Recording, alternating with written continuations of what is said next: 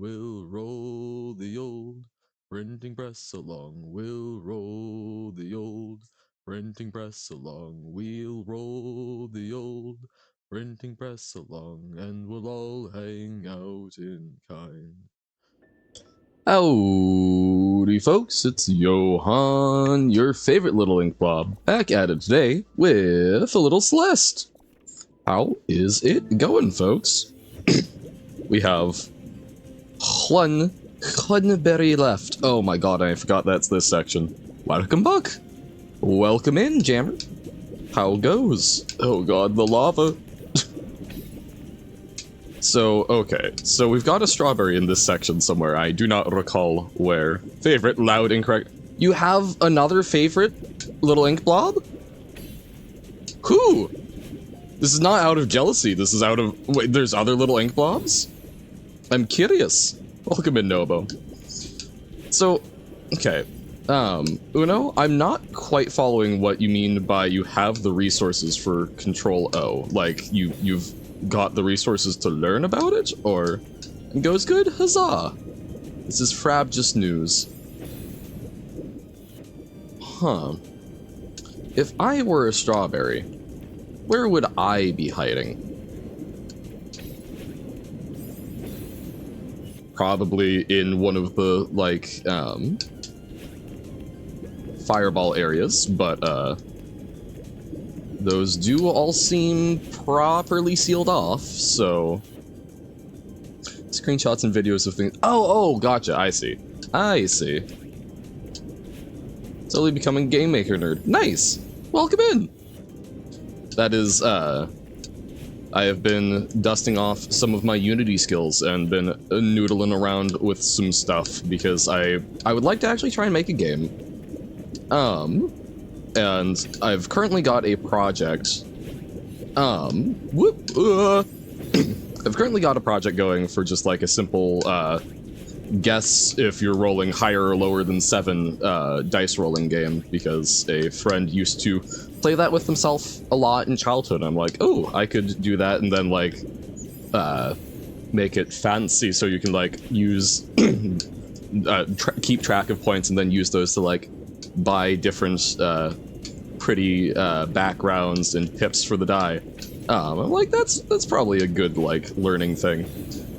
So I've been chipping away at that. Alright, fare thee well, Avon. Goodbye and good luck with game making. Bom bom bom.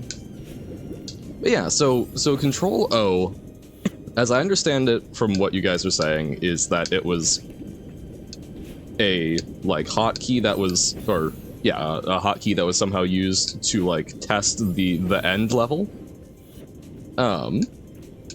We have good news, says a Twitch pop-up in my chat. September is over, but we still have gift sub discounts. Well then, what's the point of September? Hey, welcome in, quote. Hello, Han. Hello, Han. It's Johan.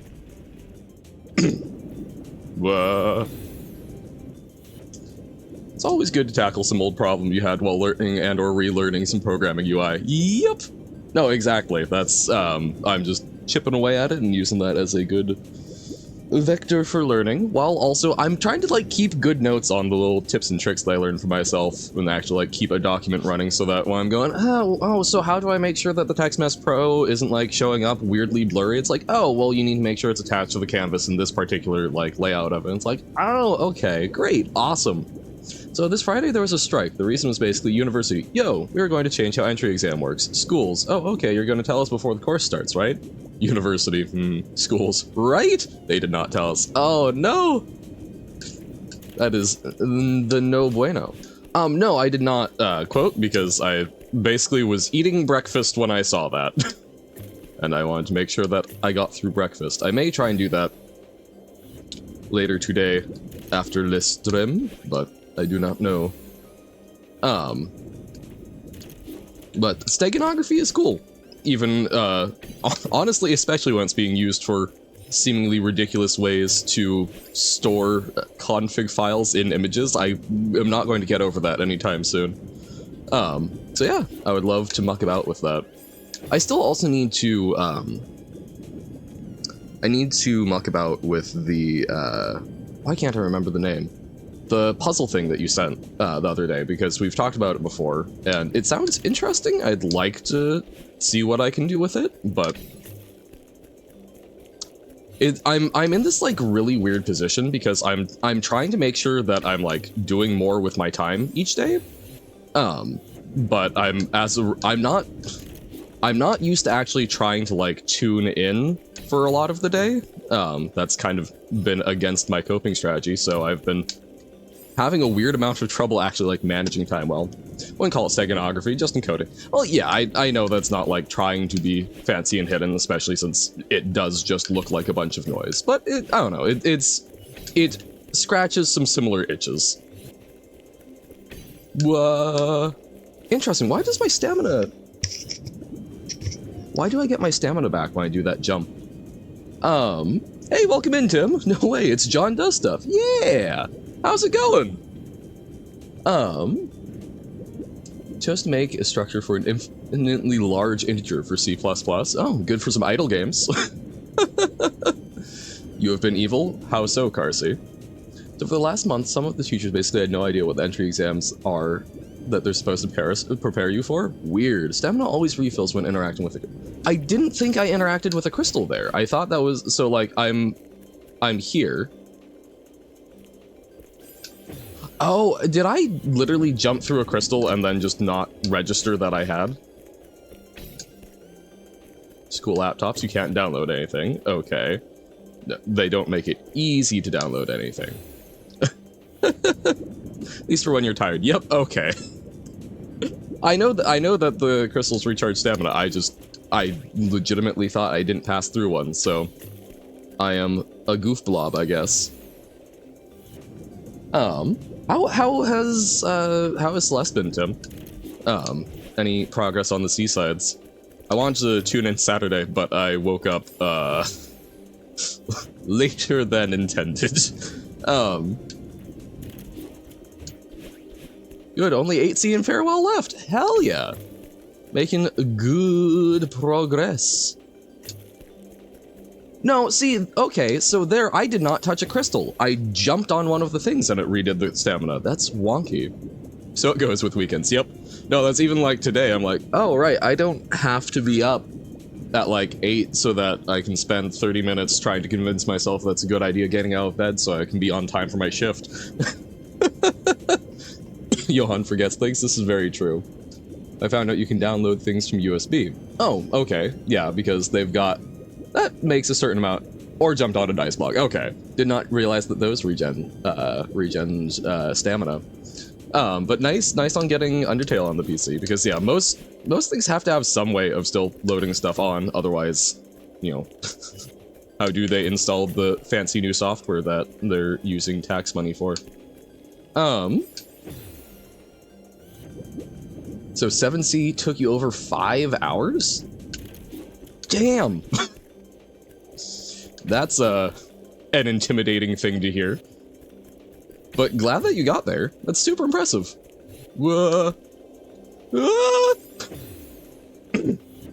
Also, there was not much Celeste Saturday, but you did play spooky horror game. Oh, sick! I do need to figure out. I do want to do like 1 or 2 of the sort of horror-ish games that I've picked up. I don't know if those will be stream or pre-records, but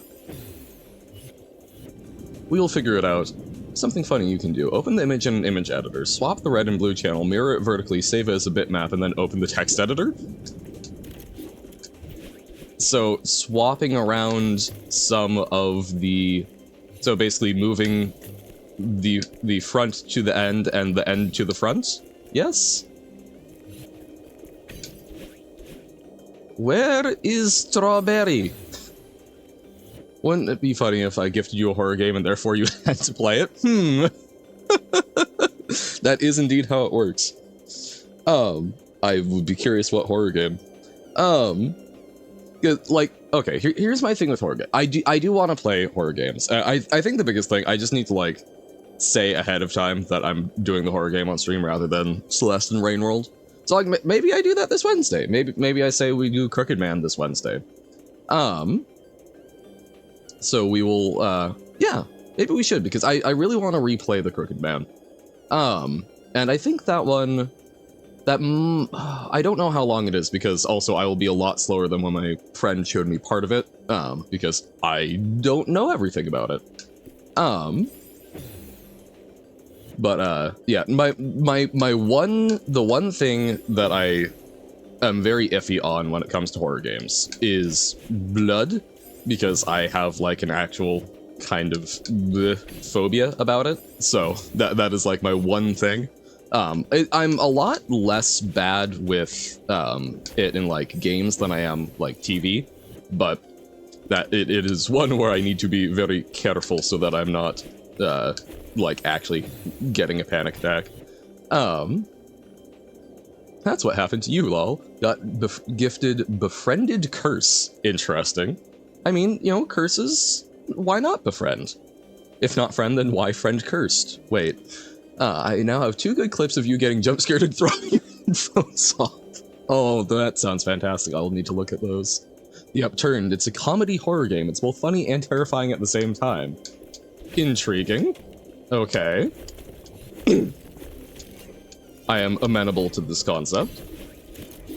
Although, I do also need to keep in mind, I definitely can purchase some more games for stream at this point. I will probably wait for things on sale, because I think that is the responsible thing to do most of the time. But first Twitch payout came in, so thank you guys. I'm trying to figure out, like, I've got a screenshot of the bank statement, but it's like it's all electronic. Thank you. But yeah, I'm like, I need to figure out something that I can frame as just like a little goof. Good work. Well, thank you guys for being the people that actually make the money come in. No, thank you guys for the support. I appreciate it. You play as a person who died and goes to Upturned Inc., where dead people go, and you just need to reach your room in floor 1334. Okay. Huh. Intriguing. L334. Well, my brain was trying to turn that into, like, leech. If you turn it upside down, it's heal?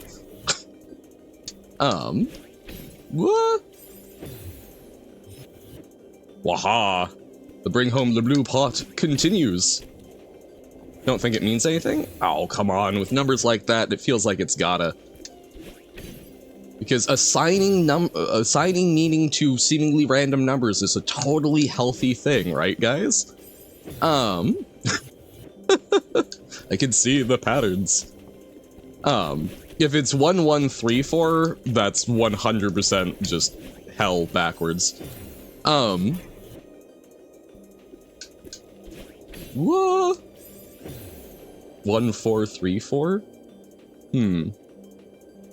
Oh, 1332 666 times 2 would also be a good one. What?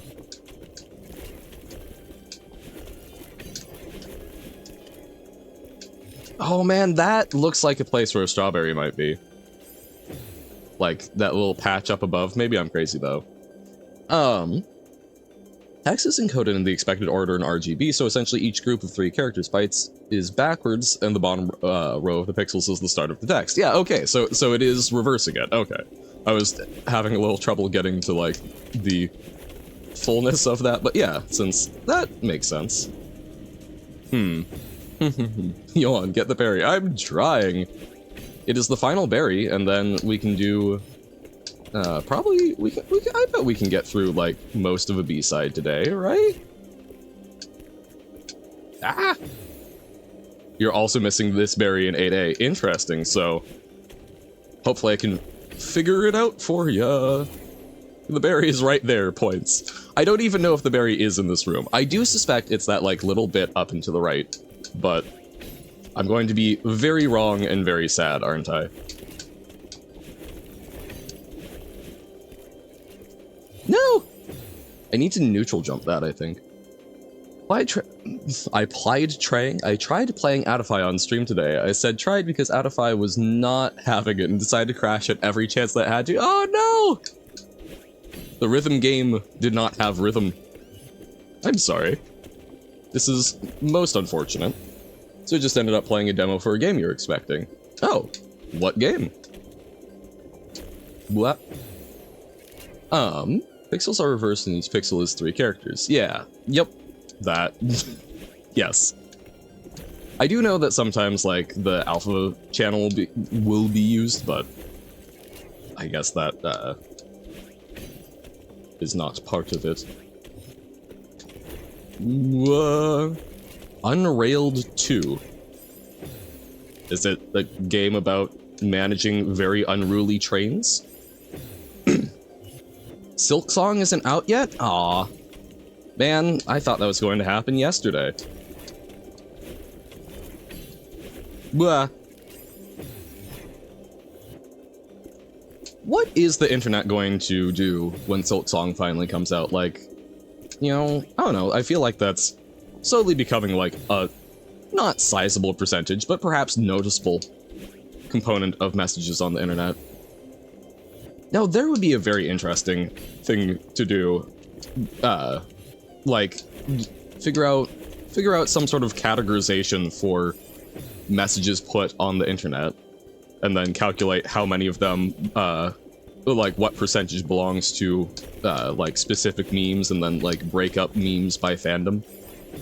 That seems woefully impractical and would not probably gain us much of any sort of practical knowledge, but could be kind of fun. Ah. Tomorrow, surely, definitely. It's a co-op game where you have to craft rails while the train is running and also try to reach the next station. I see, okay. So you're trying to prevent it from getting unrailed. Surely Silksong will be out, right? Exactly, welcome in, Aphetus. Ah. I've also just had... Hold up, I think my brain did the thing. Have I followed you yet? Because I was telling myself I need to remember to do that. And, oh, I didn't. There we go. Followed. Now I will actually be able to remember. I hate when my brain does that. I had a text from, like, a friend that I've been trying to, like, get in contact with, for, like, the first time in probably 3 years.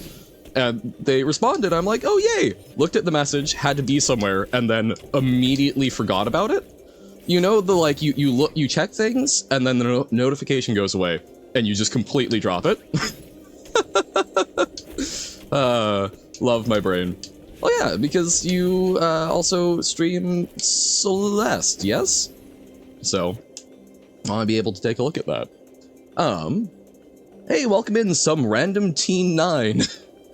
How's it going?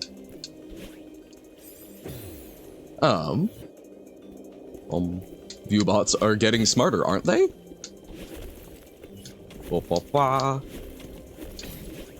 But I'm genuinely impressed by I'm genuinely impressed by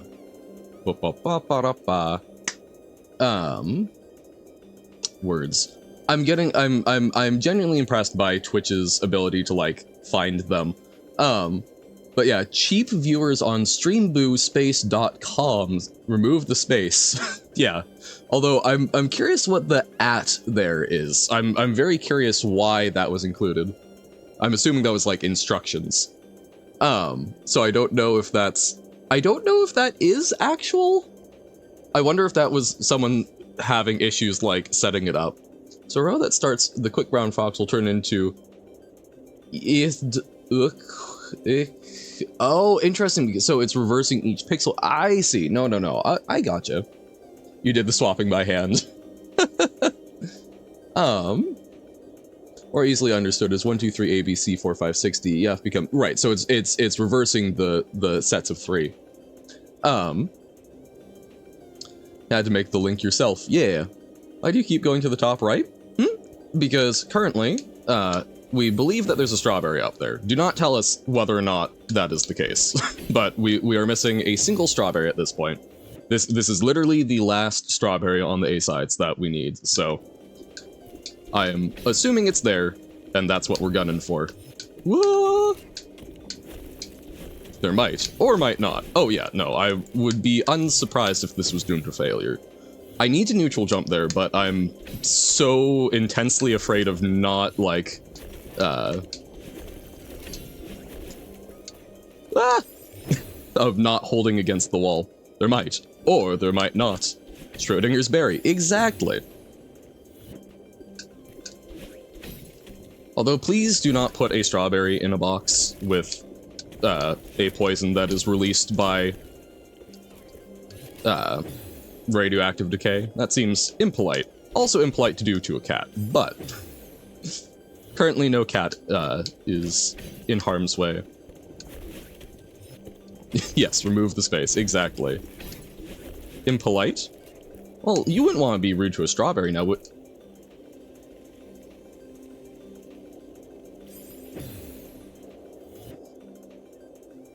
I cry every time. No berry. No! God, it's going... The berry's going to have been in, like, a previous room, and I'm just... sadness. A very slow way to go. Well, I mean, it's not even necessarily slow, it's just a very nerve-wracking way to go. Because, like, isn't that the point of Schrodinger's cat, is that it's like, oh, well, so you've got something where it's a random event, like, once per hour of whether or not it survives, so, you know, it's like a 50-50 flip, so it becomes very rapidly unlikely that it survives, but we don't know. But, I mean, like, no, the point of Schrodinger's cat is, like, as an analogy for quantum uncertainty, but, like, the way I've heard it set up, and so I don't think it's necessarily that slow, because it's a coin flip, right? Eventually the coin will flip, and then the poison gonna get you. It's just, you're sitting there in, like, extreme anxiety. Invented remove the N? Invented remove the first N. Oh, ha ha ha ha. Among Us joke?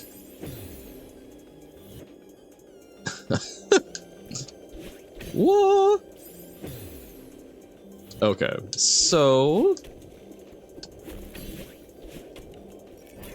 I needed to save a dash. It's either going to be in a room that was already before this, or even worse, it's going to be on the left side. Ah.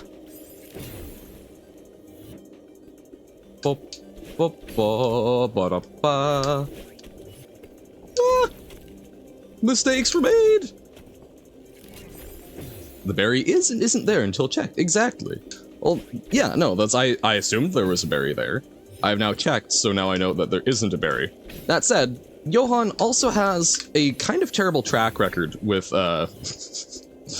actually checking things properly, so perhaps the berry is still there, and I just didn't, like, manage to dash in there. Lost the 50-50 chance. Bad luck. No! What? Oh, no, no, no. No! My little stubby legs could not carry me far enough. There was a berry, but it ceased to exist when you checked. No! Terrible. Terrible. I hate when we have quantum berries. I thought we left that behind with Outer Wilds. Ba ba ba ba da ba. No! Speaking of quantum states, yes? Today we learned that you can fuse the orbits of electrons in an atom. Oh? I'm intrigued. Admittedly, my knowledge of quantum mechanics is fairly limited. In no small part by my limited understanding of the math that goes into it. Still chipping away at probability before chipping away at some linear algebra. Blah. Just got your old Jupyter notebooks into your new computer and found something that confused you for a bit? Okay. Like, I'm not seeing any place... Wait. No, never mind. I was like... I was conflating this with Summit for a moment. I'm like, oh, maybe there's a berry at the end if we don't, you know, go with Battlein. You know where the berry? Oh no. Well, we will find it. If I get through the entire thing, I have no clue. I might go, chat, please help. But we are not there yet. We have not thrown in the towel. So, like, an atom has some certain levels, and in each level there can only be so many electrons. Yes. Making Pug explore more of Baba code because I need help and Pug doesn't know how to make the thing. I see. Eventually figured it out and it's an interesting challenge. Okay. on what the thing is, yes. Yeah, I think most of you know where the berry is, except for Tim. at least Tim and I are both in the dark. But okay, hybridization. I have not. So hybridization of orbits, or you don't know where the berry is? Mwahaha. Ignorance is bliss. Ah. It's in the core. Oh my god. Why didn't I think of that? Whoop. Jupiter Lab before. I have definitely seen the name Jupiter spelled like that. I genuinely don't remember which one it's for. Wah! Backflip. Thank you, Alyssa, for the bits. Sir, there is some shiny bacon on the ground. It's made of pure gold. How much could this be worth? I mean, I guess you could do, like, gold leaf wrapped bacon? I don't know if... I feel like that would not... I feel like gold leaf generally doesn't usually improve foods, but we can hope. But hey, welcome in! Thank you very much for the bit. How's it going today, Alyssa? It's a Python thing where you have code split up in cells. Ah, no, I have used Python twice. Both times it was a text-based editor. I believe the first time... I think both times it was Visual Studio Code that I was using. You're tired and tired? Oh no. In Baba terms, that means you're doubly tired? Very concerning. Well then, I wish you much luck with getting Alyssa is Sleep to work. Honestly though, I kind of like that. If we could like establish a specific order for like physical tiredness, emotional tiredness, and like mental tiredness, so you can just say, I'm tired, well, and tired. At least you're not tired. True, true. You have an idea for yourself. Intriguing. Oh, my voice. I must hydrate. Wah. Not concerning, it's just life? Well, yes, but is life not somewhat concerning? I don't know. I think tiredness is something that I have been working very hard to try and be better about for myself, so... Because, you know what? Days suck a lot more when you're tired. Just physically tired, and mentally over it. Fair play. Hey, thank you for the hydrate, Jim. Waha. Diluting the ink. To make more levels in Baba more simple, not like complicated and hard. Okay, interesting. Baba efficiency. Wah. Google Colab? No, I have not. Wah. Ah! Yes, I know. I know there. No, I know there's a big one. So the levels are usually filled in order. This order is putting the positive spin on electrons. Well, so yeah, I remember that. I know that the orbitals, you fill the lower energy ones first, which makes sense. Putting the positive spin electrons first. Okay, and once the level is filled, you put the negative spin ones. And the only way to make bonds between atoms needs that an electron is unpaired. Yes, I am aware of. Basically, they share an electron between shells, right? Sometimes the atom needs more connections, so they take an electron that has negative spin, make it positive, and shove it in the next level, and they now have two new unpaired electrons. Huh. I still have a very loose grasp of spin. I know that we've spent a little time on stream trying to explain that. I fully admit that my brain is not doing a good job recalling the analogies that we came up with for spin, but interesting. New tags? Yeah, they've been there for a little while. Last week, I learned what story points and sprints are, and now you feel fear for your future in Office L? Yeah, turns out software development is a lot of documentation. Which also, here's so Tim, I mean, it depends on the office, but this is a big part of why I kind of was like, I'm not sure that coding in like a 9-to-5 environment is for me. Because guess who gets promoted to be the managers that are running everything, Tim? It's the people who code well and don't know how to manage things. Because it's the Peter principle, right? It's people get promoted to the highest point until they stop being able to do their job well. And they mostly hire programmers, not people who know management. Oh, don't worry, I just won't code well. No, but you see, your managers won't know how to manage. It's worse than a typical office environment because it's not just like a vaguely incompetent middle manager. It's a competent person in a role they have no skills for. It's really sad and really frustrating. But I'm working on another Bob level. Yay! Bob is stuck in a cage. Oh no, we'll need to free him. Bob is depressed if stuck. Yeah, I can imagine. Bro, I'm not kidding. I sense you're live without opening Twitch, and you are. Wahahaha. Welcome in, Ali. I'm glad that you have the psychic Johan connection. Bum-ba-dum. Oh, yes, maybe it was the Tim signal in part. But this electron promotion works, but when drawing it, the angles between atoms are wrong. It turns out this is because atoms fuse their levels. When you fuse the levels and draw them, the angles between atoms match real life. To fuse two levels, you have to fuse the shapes using complicated math. Okay.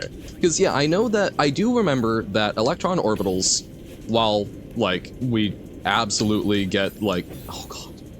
Well, we get, like, oversimplified versions with, like, the Bohr model, right? I know that there is a, they're basically probability clouds is how we typically represent them these days. Telepathally? Nice. That's a word, definitely. I'm a psychic. If I buy a K-pop album, most of the times I can guess who is on the photo cards and inclusions. Ooh. Do they randomize those? Or... like, I assume that would be something that was, like, known getting it, but is it done like... oh, so, okay, so it's done like, you know, baseball cards and bubblegum packs. Or, you know, booster packs of Magic. Intriguing. I did not know that. So fun, you can trade. Oh, that's a fun little addition to actually, like, buying physical copies. Crazy. Being a psychic and being psychic. Well, one of them gets you shoved in a Pokeball, so I know which I would prefer. What? Most of the output of the Jupyter Notebook that confused you? Okay. We will find some time to take a look at it. Whoop. Whoa. I needed to save a dash. Solely for the photo cards, it's crazy. Damn. What? Oh. Oh, damn it. Playing chess against Avon, nice. I'm glad that Avon has a chess bud. Whoop. I remembered this and did not like. Where is the berry? Where is the berry? Where is the berry? Johan man, gotta catch 'em all. This new Rain World DLC looks great, right? Thank you. Yeah, no. Celeste in the morning, Rain World in the afternoon. Whoop-a-ba. Yeah, I like surprisingly slick animations for a very radical change in the Rain World playstyle, right? Even did a blender. I was able to take his queen with your king. Ooh. Johan is more sophisticated, so it's all of them. I do use y'all and folks. Oh! Wait, we know about this strawberry. We've literally seen it. Did we just give up on it?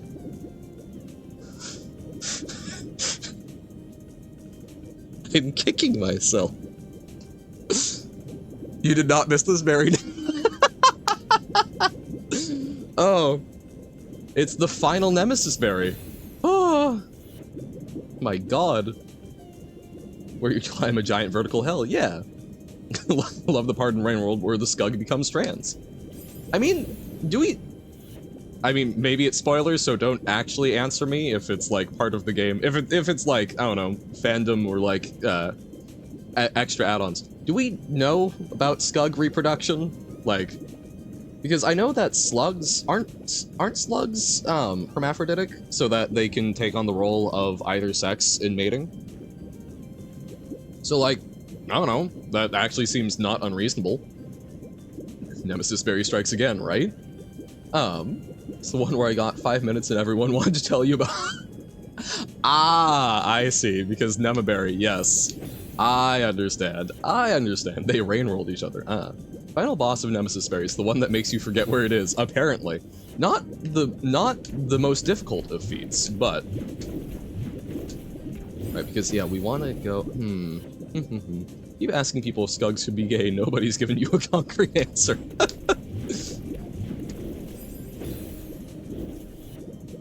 Trying to take your night using a king? Huh. Yeah, no, like, I don't know. Rain World is definitely a game where I could see it. I could see it having, like, information about Skug reproduction. Because, like, it's a very put together world, so I can see them getting that detailed, but they have children somehow. Right, but I mean, like, how? Genuinely, because you're fusing, like, cat and invertebrate, which have different styles. Unreal 2 demo that you talked about literally released today? Oh, hell yeah. It cometh soon. Celestia. Okay, so, what? Hey, welcome in, Orisk. How's it going? What is up? Currently, we have found the final berry in Celeste, which we're very excited about. What?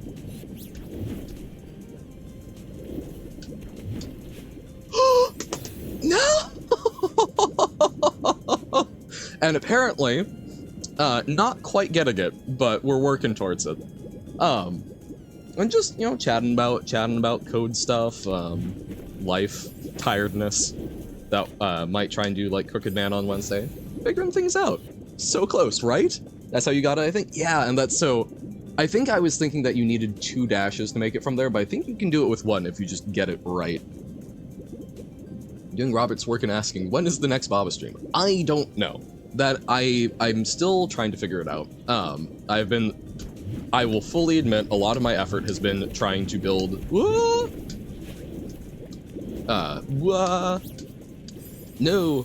Been trying to build, like, healthier, more productive life habits, during, like, work schedule stuff.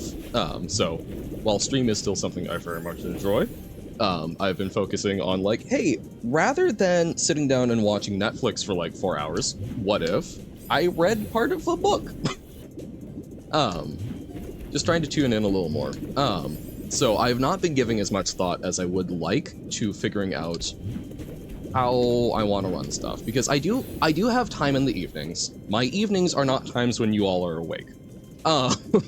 So there's part of me that I do want to maybe try and stream a little bit in evenings, so that, like, that is something I can continue forward sustainably, but also a big part of why I stream is because I like our community. So still trying to figure out how I want to manage that, but I think I will probably choose like 1 day a month to do as like a guaranteed Baba day, but we will figure it out. Still thinking much. In game they literally just spawn randomly into the world, which could just be a gameplay mechanic, but I see in this essay, who's the man and why is he crooked? The man is you. Baba is not healthy, you would know? No! Mr. Han! Hey, welcome in, Silver. How's it going? You're 31 days, in 31 days, you read 14 books. That's like a book each 2 days, right? That doesn't seem... No, that is, because 30 divided by 2 is 15. So, it's just a book every a little over 2 days. When you're suffering your pinky finger, oh no! What has happened? A month too long? Yeah, but that is probably what I would be willing to do reasonably. New TGK music on Spotify? Is that what you dropped in the music channel? Hell yeah. We will absolutely need to give that a listen. That's awesome! So that's some of the stuff from the March 2 soundtrack. Oh, Garlic Bread Castle. Yo! I'm sure this is a perfectly sane conversation to people who know nothing about about that. Bro, you want garlic bread? I feel like everyone wants garlic bread. Although I have heard that that has become like a very strong meme in like specifically queer communities, that like garlic bread is just like a favorite there. Which is why I was able to convince one of my friends who was debating whether or not they were non-binary. I think the resolution was, gender is whatever. As long as I know you're referring to me, which is kind of what I settled on. But I did create a fey bargain with them, where I baked them some garlic bread in exchange for the nebulous concept of their gender identity. It's unreleased stuff scraped in old music. Oh, nice. Okay, a couple music from old games. Super sick. Gender is garlic bread. Yes. I still need to figure out, like, a way of representing my ownership of the nebulous concept of their gender. In this essay, I will put forth the theory that slug cats are made out of dust, asbestos, and gender. Okay, now, that is one of the things that I've really enjoyed, about, like, Norse mythology. Oh, no! I love that some of the, I guess it's like one very specific story, but like the story of the binding of Fenris. Fenrir? Because like to make chains that can hold an ever-growing wolf, I think the ingredients were, oh god, it's like the sound of a cat's footsteps. Oh, I forget the other things, but it was basically all of these things that are, you know, in theory impossible to get. Like, how do you capture these things? I love stuff like that. I love the intangibles. Give me the magic that feels very old because it feels impossible. Very, I don't know, very, very Fey-like. Reading Howl's Moving Castle tomorrow. You're excited? Oh, nice. I wonder if the movie was not bad, and it was probably slightly influenced by the fact I was kind of in a bad mood when I watched it with folks, but I don't know, it did not click with me, but maybe I could convince myself to like read it and give it a second chance. What if Scug is the missing gender ingredient? Ooh. Start tonight too, but I figured again into the story and you'd lose track of that. I understand this. Love the part in Celeste when the berry says it's Nemesis time and makes you cry. Wait, so the strawberry is Morbius? Ah! Bum bum bum. When do you want to start? Hey! Co-reading seems fun. Reading another book right now, but oh, nice! Yay for co-reading. Or am I busy watching any series in my free time? No, because I was actually just sort of looking for some stuff, and I may or may not have spaced out. I remember that Aya recommended Chaos with a K, K-A-O-S to me on Netflix, and she was right. It was very much up my alley. It actually, I mean, as with many things, I knew the twists, like, as soon as we got all of the components, but I was pleasantly surprised. There was one twist that I nailed as soon as I got it. However, it did successfully fake me out, so I got, like, a little bit of, like, ooh, a little surprise. And then, after that, I saw, Twilight of the Gods, which was, it was interesting, it was fun. As with many things, I really enjoy like reinterpretations of mythology with interesting stuff. Although, I will say, one of my like pet peeves is I think there's been a lot of like animated shows I've come across recently that are definitely trying to be like more mature. They are trying to have deeper things to say. A lot of them really emphasize like sex, nudity, and violence, which I genuinely wonder if that's because they are trying really hard to fight against the perception of like cartoons and animation as like a younger kid thing. And there's a lot of times where it's like, look, I don't mind an amount of that in my shows because, you know, go for it. If it's important to the storytelling, that's fine.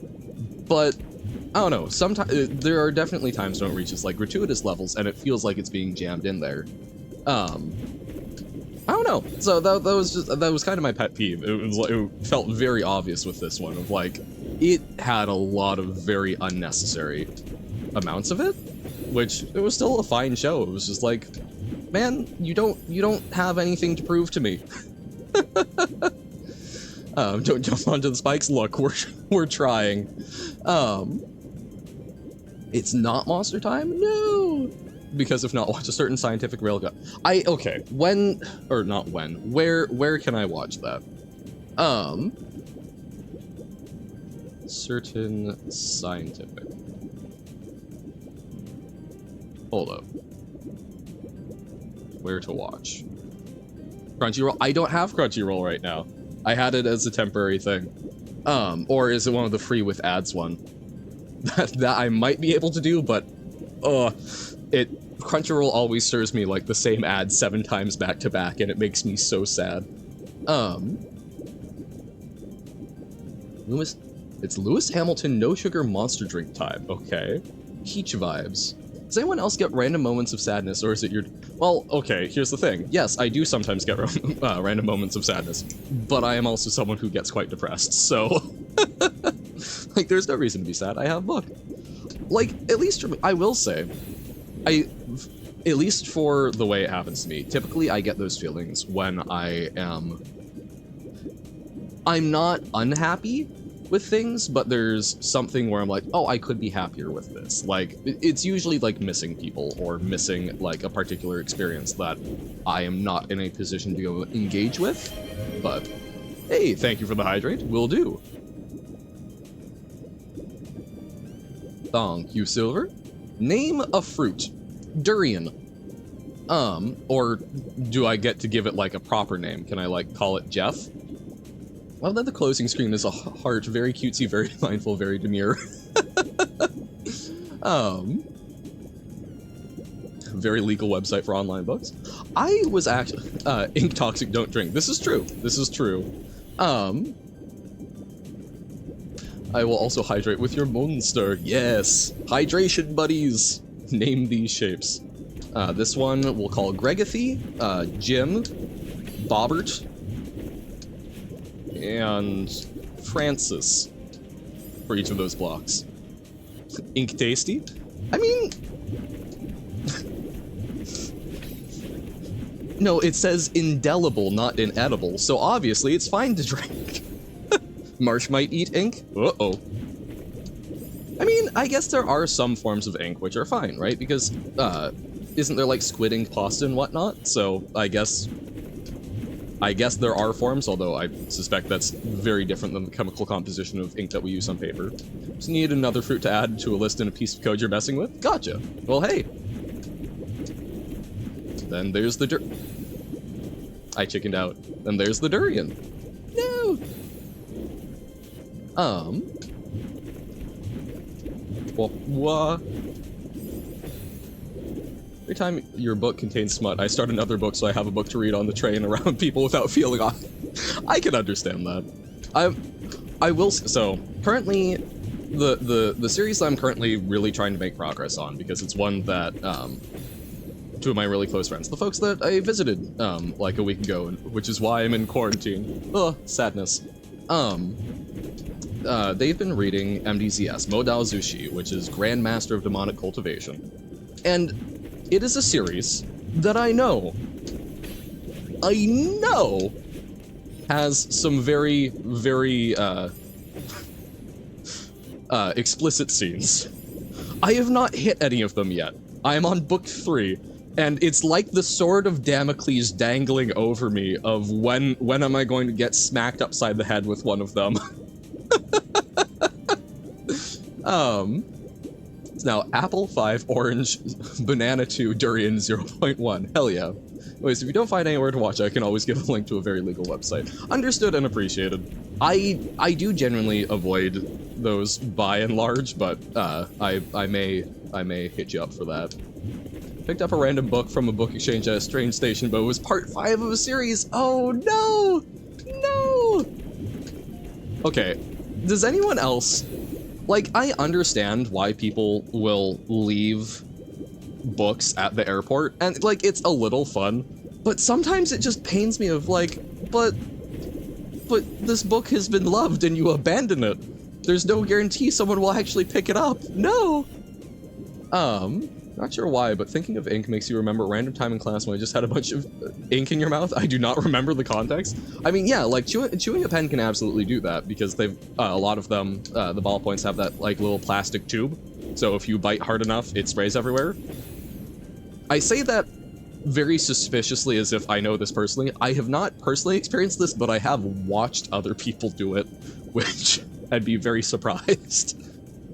Possibly, but why would I do that? I don't know. A lot of people do just like chew on pens. Which, you know, I think that's fair. Pen seems very chewable. Impress your friends! Are you guys impressed? Are the thinkers impressed? We got all the strawberries! Oh! Oh my god. Oh my god!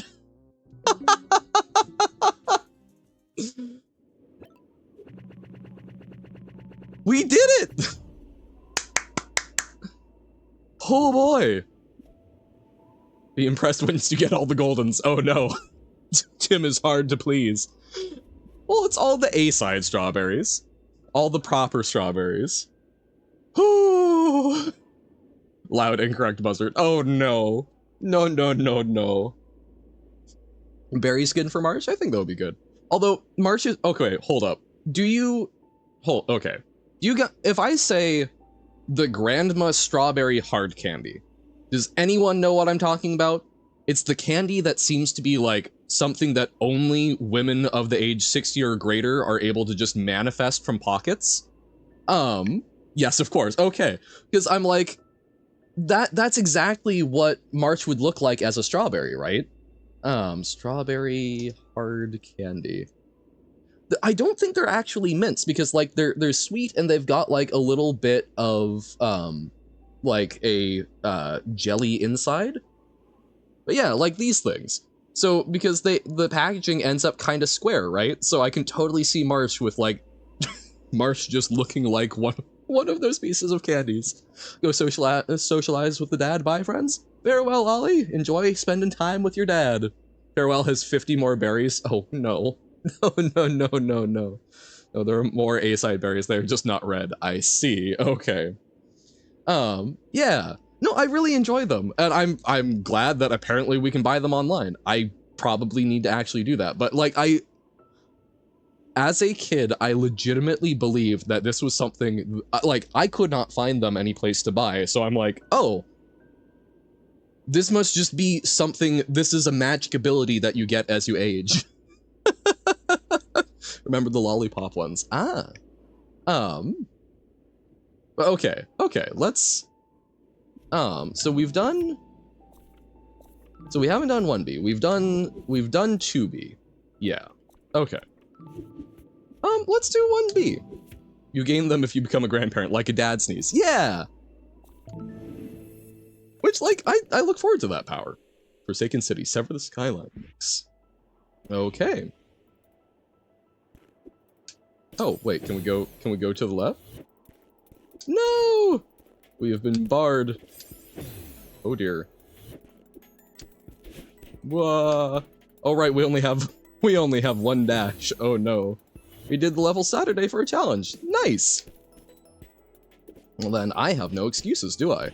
Oh my god. Please remember when you feel scared or frightened, never forget times when you feel happy. One day is always dark, always remember happy. Are you good, Nobo? I mean, this is genuinely not bad advice, but... Where do we go? So we need to go, like, up and jump there, sure. I read that wrong.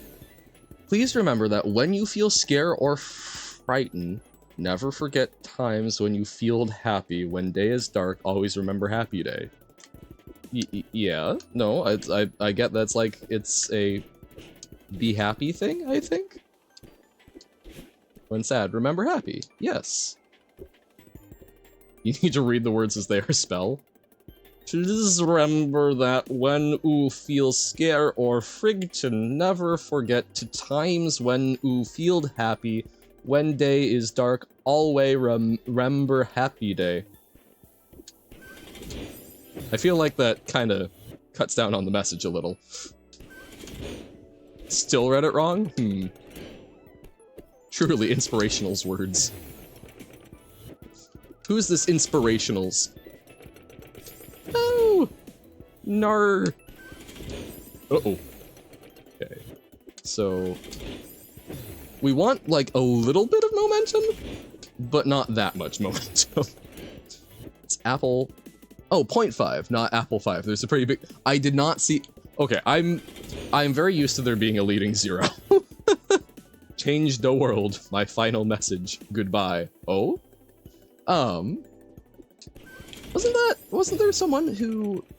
wasn't it the person who was, like, leaking no-fly lists that said, like, stay silly? Which I thought was a very, very cute sign-off and sentiment. Yes, we are on the B-sides. Oh. Ha ha ha. I see. I see. I can see clearly now. My fog is gone. B-sides? B-sides what? Ha ha ha ha ha ha. Oh, huh. Of course. I need one fruit with a leading 0 and one without to make sure all works properly. Oh, gotcha. So it...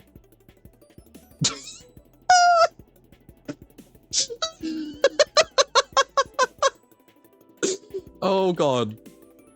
We have successfully bopped Madeline on the head and she is stuck. Oh, that was delightful. Is it not Madeline? Are you good? Okay, oh yeah. She was just lightly trapped. Just put hand on head and yeah. That's why Durian was 0.1. Gotcha. So you're making sure that people can do it even without a leading 0. I gotcha. Seaside? Seaside's much later. Light brain damage. Yeah, just a little. It's making me think a little of, isn't it chickens that you can like tag on the back and it triggers a reflex where they just like sit down? It feels a little similar.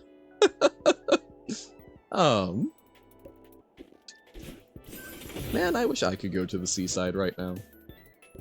I like the ocean. Salt water, nice.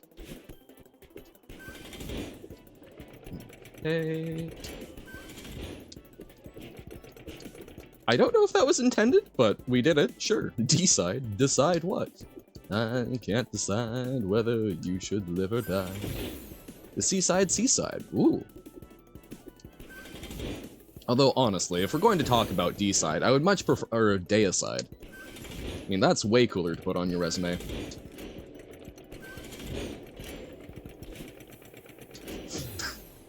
Things that I want, things that I would love as, like, a corporate interview question. Given your choice between Regicide or Deicide, which would you prefer to carry out? Okay, so this is literally just scouting. Oh. Okay. Okay, but, what if not scout? Just do. Have I seen the any percent TAS? Oh, tool assisted speedruns? No. I have not watched, any Celeste stuff because I want to make sure that I'm not accidentally learning about tech and whatnot that I'm, not supposed to and such. Blue top, decide. True! Decide. So it's sound and then add Deicide. Perfect. The bird flu, yeah, they tend to do that. And the bellman awaits the bottle. Butterfly, yeah, if you throw it. Oh, okay, sorry, brief, like, good things in our life talk. I feel very fortunate. One of my mother's friends, had, like, a little mini fridge that she did not need anymore. And so I've got that, it's sitting behind me, and it works so wonderfully. It's one that's even got, like, its own little dedicated freezer. And that is so nice for quarantine, because it means I can actually, like, keep cold food and frozen meals for the microwave so that it's so... there's so many more options for food, including butter! which is so nice. Waver? Oh, waver what? Black is no color, right? For lingo, or? Is lingo black is reverse?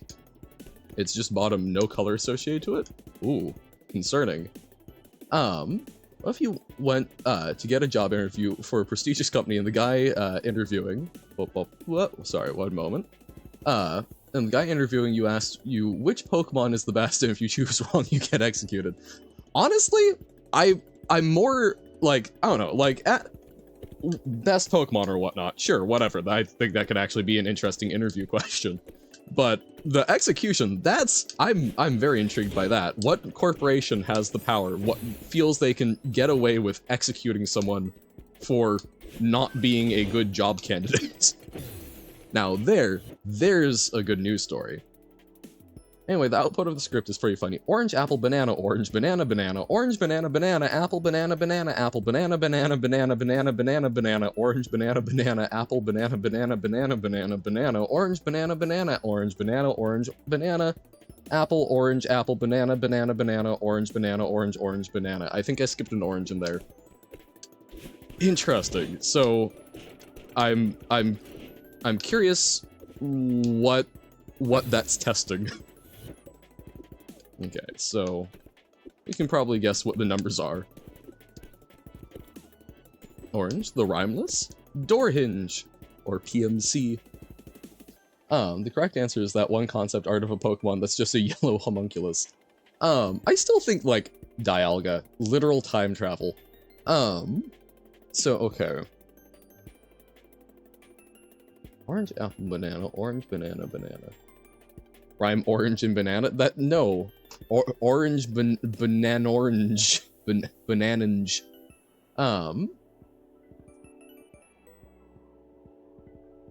So no, I'm not quite getting. I think I can probably guess. Well, oh, I mean, I can guess what the numbers are based on. I guess I don't quite get what you mean by guess what the numbers are. Because, like, I could go back and look at what the keys are, but I don't get why those numbers and why that order. Bornana? The Bornana identity? There was a beat while Johan is saying apple, banana, orange, and so on. It would be a rap. Come on, Johan. Orange had no number, banana had 2, and apple 0.5, and there are about twice as many oranges in the output as apples and twice as many bananas as oranges. What the purpose of the numbers is. So, orange had no number, banana had 2, and apple 0.5, and there are about twice as many oranges in the output as apples, and twice as many bananas as oranges.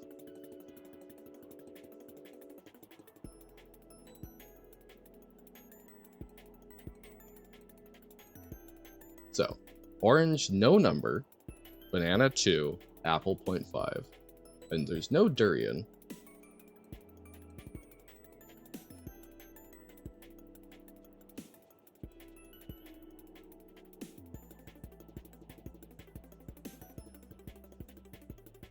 So, orange, apple, banana, orange, banana, banana. Oh, so like, right, durian was 0.1, but it doesn't show up.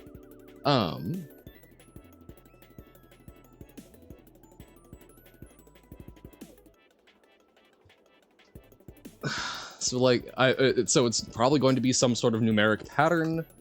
I don't think it's a Fibonacci sequence. I don't think it's just a number system. Because or at least I'm not getting like a counting up pattern from it. I'm genuinely at a loss, and I'm sure I will facepalm, but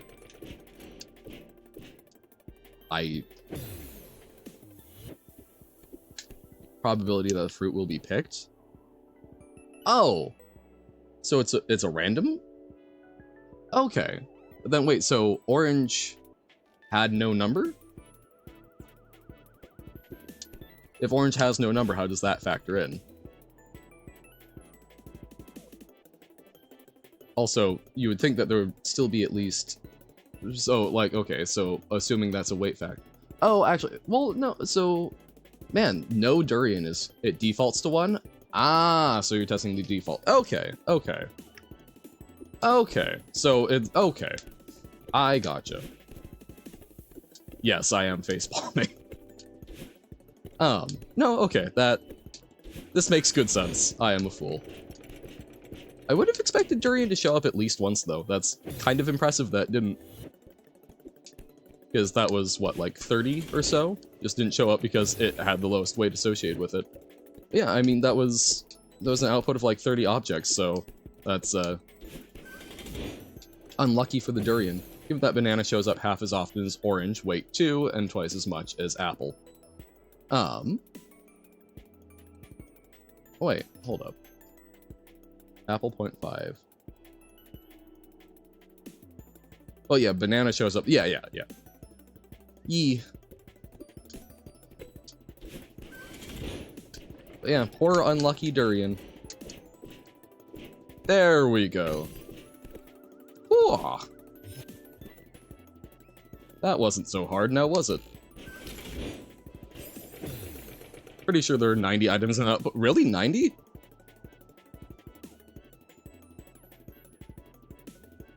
One, two, three, 4, 5, 6, 7, 8, 9, 10.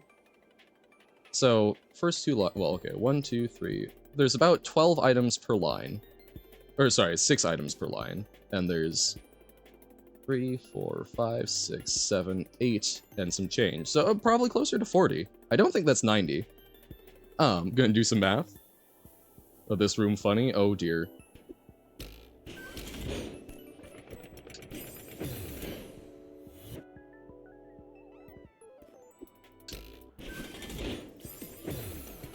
Interesting.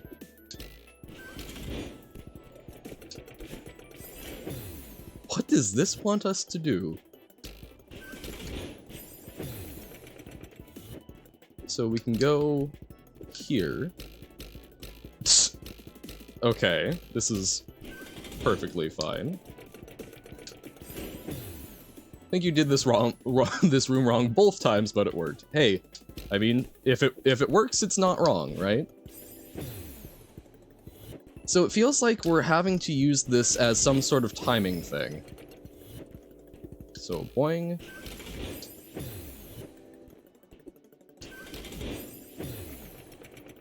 Huh. So if we do this, it's like a tiddlywink. So then we just have to like dash at the apex. No!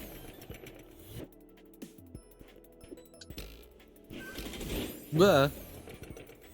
Yeah, I think it's closer to 40 items, which is still like... That's even more impressive for poor little Durian.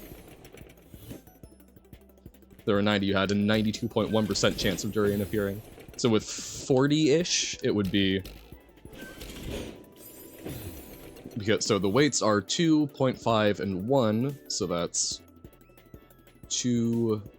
God, so 2.5, 3.5, and then so out of 3.6, so it's a 1 in 36 chance at each point.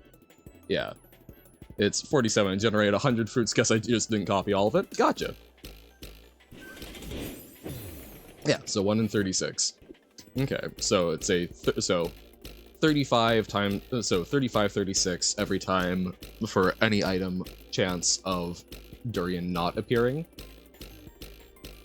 There was 1 Durian and 100 fruits. Hot damn. Yeah, so that would be, so 35 out of 36 times 47. So 35 divided by 36, or sorry, to the power of 47. So there was a, okay, that's a 1/4 chance of Durian not appearing in that. So that's better odds than I would have thought. Yeah, to the power of n. Yep, so 0.266. So about 25%. Okay, not as bad. Boing bonk, boing bonk, boing bonk. Yep. Yep. Wah. I really need to remember how to do, choice. Wait, why does it deflect us that sharply? Oh, is it because I'm... Interesting. Whoa. Whoa. Okay, so we boing. This room. Good luck, Johan. Oh dear. Oh dear. Thank you? Like, I can't tell if we're actually supposed to go over or not, because I don't think we can get over to that side fast enough to use that to recharge, but maybe we can? But we can't bounce directly up off of it, so I'm not sure how much of a boost that's good for.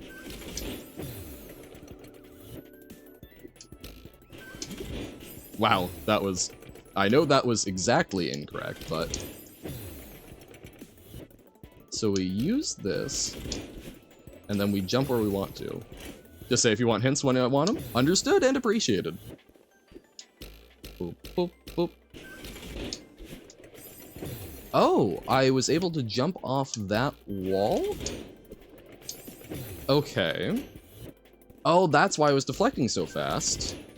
So that lets us recharge our dash. Because I'm starting to get some ideas.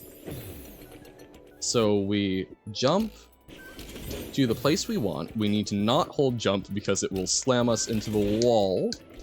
Ah, too slow. But we go there, we touch that, it recharges our dash, we grab on, and then we need to, like, go up, I think? No! Man, that has to be, like, one fluid motion.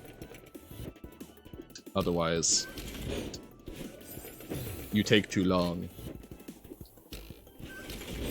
Man, we got a couple of them in a row and then just lost it. Oh, sadness. Oh, sad. Whoa, sad. Won't you spare me over for another scream? What is this that I can't see with... No. I cannot modify that song fast enough off the top of my head. Oh, Death. Very good, like, Americana folk song, though. What do you mean, forget about wall bounces? Like, doing that? No, I know how to do that.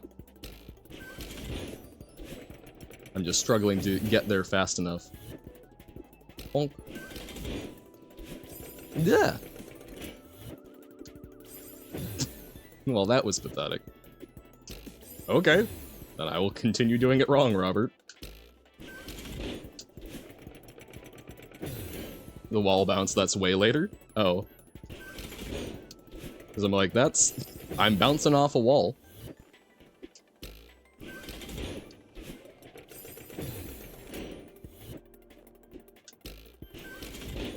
I've not done 7B. Bah. Okay, so I disabled outputting all fruits and set it to generate 1,000,000 fruits a few times. Okay. This is 1B. Yeah. Consistently get about 27,000 durians for 1,000,000 fruits. Okay.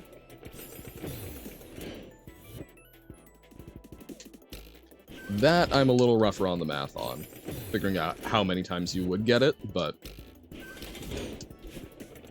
Oh god, I need to avoid the spikes, but not back off that soon.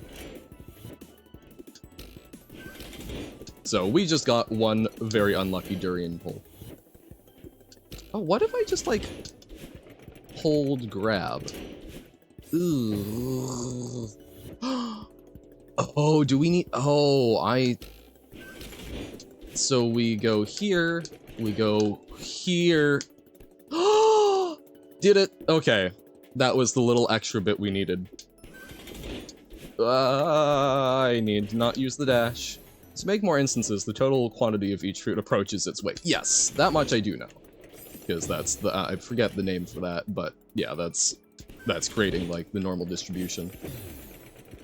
That's not intended? Oh.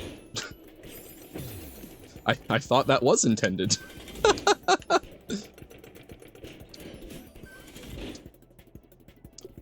million divided by 36 is approximately... Oh! Right, because as it approaches that, so you can just do it as a division thing.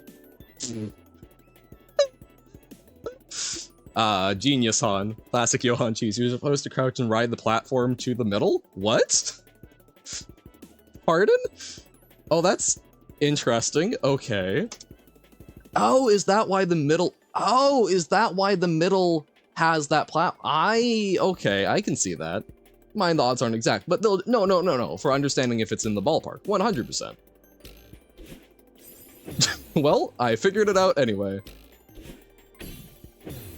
Baba life support? What's that? Is intended. The way that works is intended. This is true.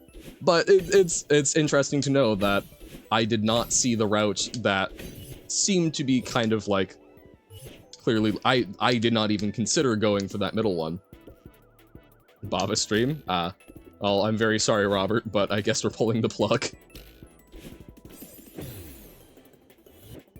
don't know what the math is. I just generate the fruits and look. Hey man, look, I don't know what the math is. I'm just here to generate fruits and look at the numbers. Like, come on. I can't do like, I think I was trying to go for like a weird Bostonish accent and it did not work out. All without Robert is done. Well, then I guess this is the end times. I did not know that Robert receiving a lack of Baba streams was one of the 7 seals of the apocalypse, but just see math there nearly instantaneously. No, I will say something I very much enjoy about these streams is that I feel like I'm usually one of the worst people math-wise in them. Which means I get to learn a lot. Wow. Because I'm very used... I think I am someone who is very used to being big fish in a small pond, when it comes to a lot of stuff. And it's genuinely nice to not be the big fish. We have big pond and other people know more than me, thank God. It's actually the 8th that never got written down. I see. Me when number go up. Yay, me when math. Aww. I've got a friend who's doing a training for a new psych position, which is super cool. I'm super excited for. It's really fun. It's doing, it's called being a registered behavior technician. That's it. Because I knew a couple of folks that were, I knew a couple of folks that did that, from college. And it's basically, it's working usually with autistic children, but basically anyone who usually has some sort of like sensory issues that's resulting in behavioral, basically what are considered problem behaviors. So like meltdowns, biting, things like that. And basically rather than, it's tough as parents to know what to do with kids when they've got basically, when they've got sort of hard to manage behaviors.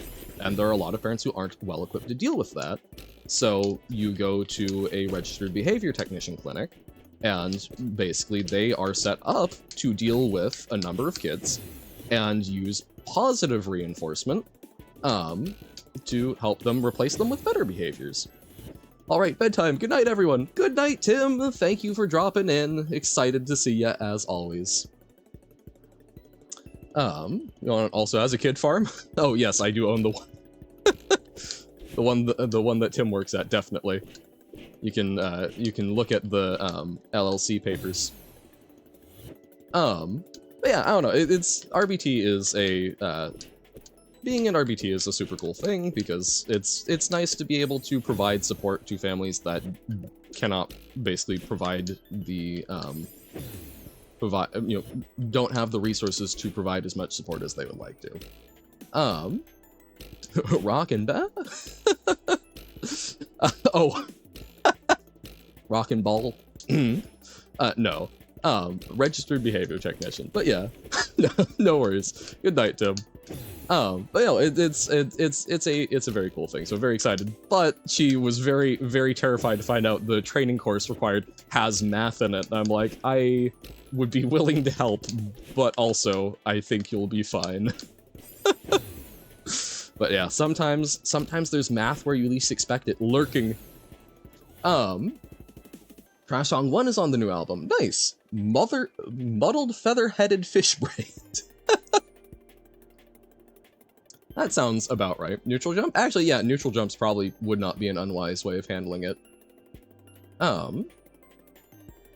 Yeah, same scenario for me, just a hobbyist at best. That's fair, but like, it's still, even if it's a hobbyist thing, like, it's nice to have people that are able to just do, you still, as a hobbyist, I think, have a lot more than me, because I don't even math as a hobby so much. Like, I'm trying to go, I'm using Khan Academy to try and, like, redo some, probability and statistics, because I took a class in college during, like, bad brain fog time. So, I'm like, I would really like to review that, and then want to pick up some linear algebra, because, whoop, I'm still bad at neutral jumps. But, like, I want to pick up some linear algebra eventually, because I'm interested in, like, quantum, physics, particularly quantum computing, because I think that is something that's going to get very, very interesting here sooner rather than later, but I did not bother with that in college, and I probably should have when, you know, there's a lot more support and resources, but also calculus took a lot out of me. I can roughly remember how to do a derivative, but if you ask me to do anything other than a definite integral on my calculator, good luck. Which I do find funny, because again, this is not a brag, I got the highest score in that class, which should be an indication that perhaps educational systems are not actually measuring long-lasting learning, shall we say. I literally, if you sat me down with an integral, I would not remember the first thing about how to go about solving them algebraically to reduce them into something that would be appropriate to plug in as a definite integral to your calculator. I remember roughly that they measure area under a curve. Learned trig at Khan Academy years ago and never used it. Ask me anything about it. Yeah. Okay. Words. I've got a right triangle. We'll label this. We'll label the bottom side A. 90 degrees to that is the other side B, and then there's the hypotenuse C. If I want the sine of the angle between A and C, what would that division problem look like? Yeah, but that comes with most topics. The bones age quick. This is true, but I don't know. There are a lot of things where, if you don't use them at least. This is true, but, like, there's a lot of history that well, actually, you know, maybe I do use a lot of the history more, because I typically think in, I was actually having a conversation about this last night.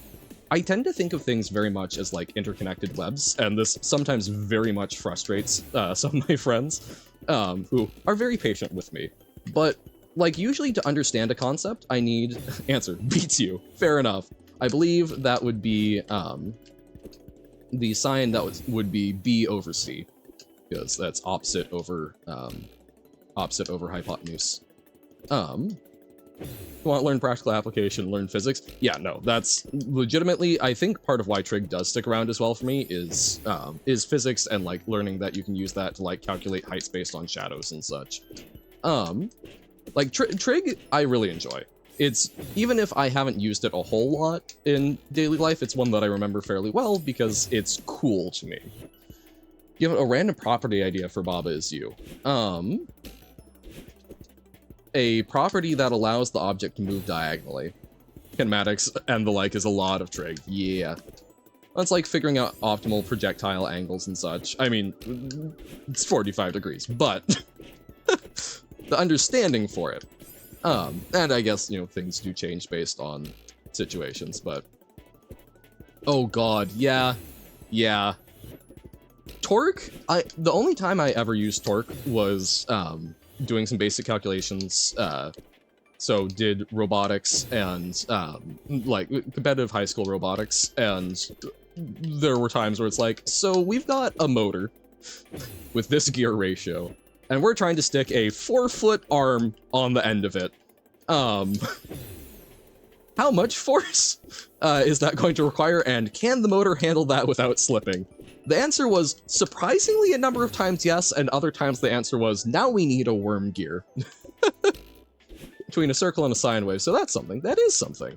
I can't remember, I can remember trig, but I don't remember a lot of geometry, because at least for me, a lot of geometry wasn't even so much talking about the geometry as talking about proofs, and I kind of glazed over, which sucks because I think proofs are actually quite useful, but did not stick well for me. Well, moles? Wait, MOL? Is that an abbreviation for mole? Using integration? Dash? What about dash? Diagonal movement already exists in Bob BU anyways? Oh, okay. Might require redoing the whole movement system, so no. Well, you said something. Hey, welcome in, Impact. Just build the arm out of tape measure, lol. Good standout distance, hold more weight than expected. Well, I think I've talked about that before. I love that tape measures have a standout measurement, which is like, I mean, it's probably useful, I guess, for competitive robotics, but like, I'm really curious. Like, I have to assume that's like an industry somewhere that needs to know that, right? Otherwise, that's not probably going to get included. So why, oh, moment of inertia, MO, I see. I was reading that as a lowercase l. But yeah, like, I wonder what industry needs to know how far they can move a tape measure. Yeah,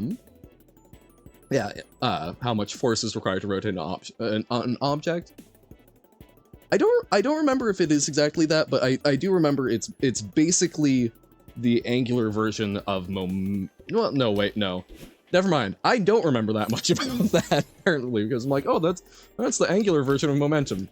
Remembers the term angular momentum. But, also, how's it going, Impact? So, okay. So, different than diagonal movement. Baba is you property, not diagonal movement. Oh, okay, so we've got like Baba is pet is a thing. Can we do,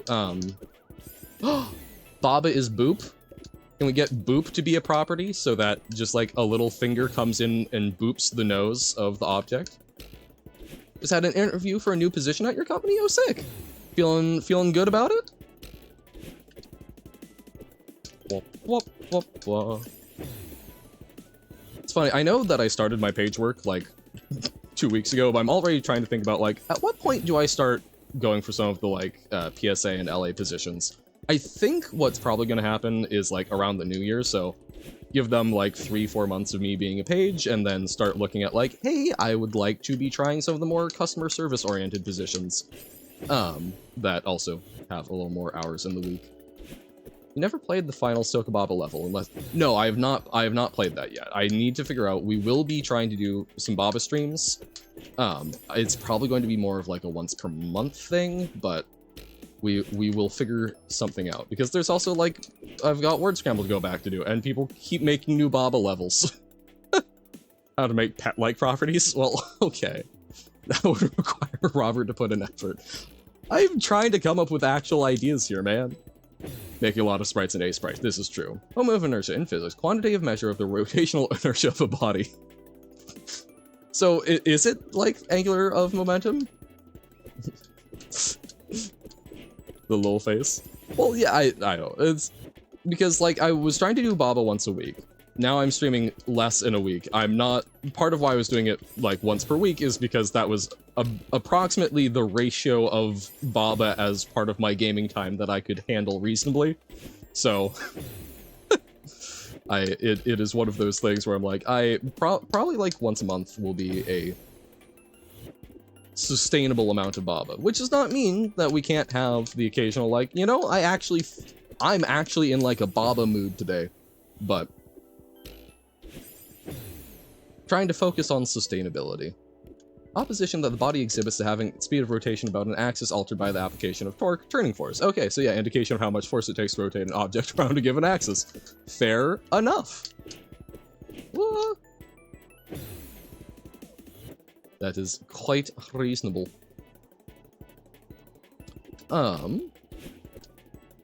Which, I mean, yeah, that's...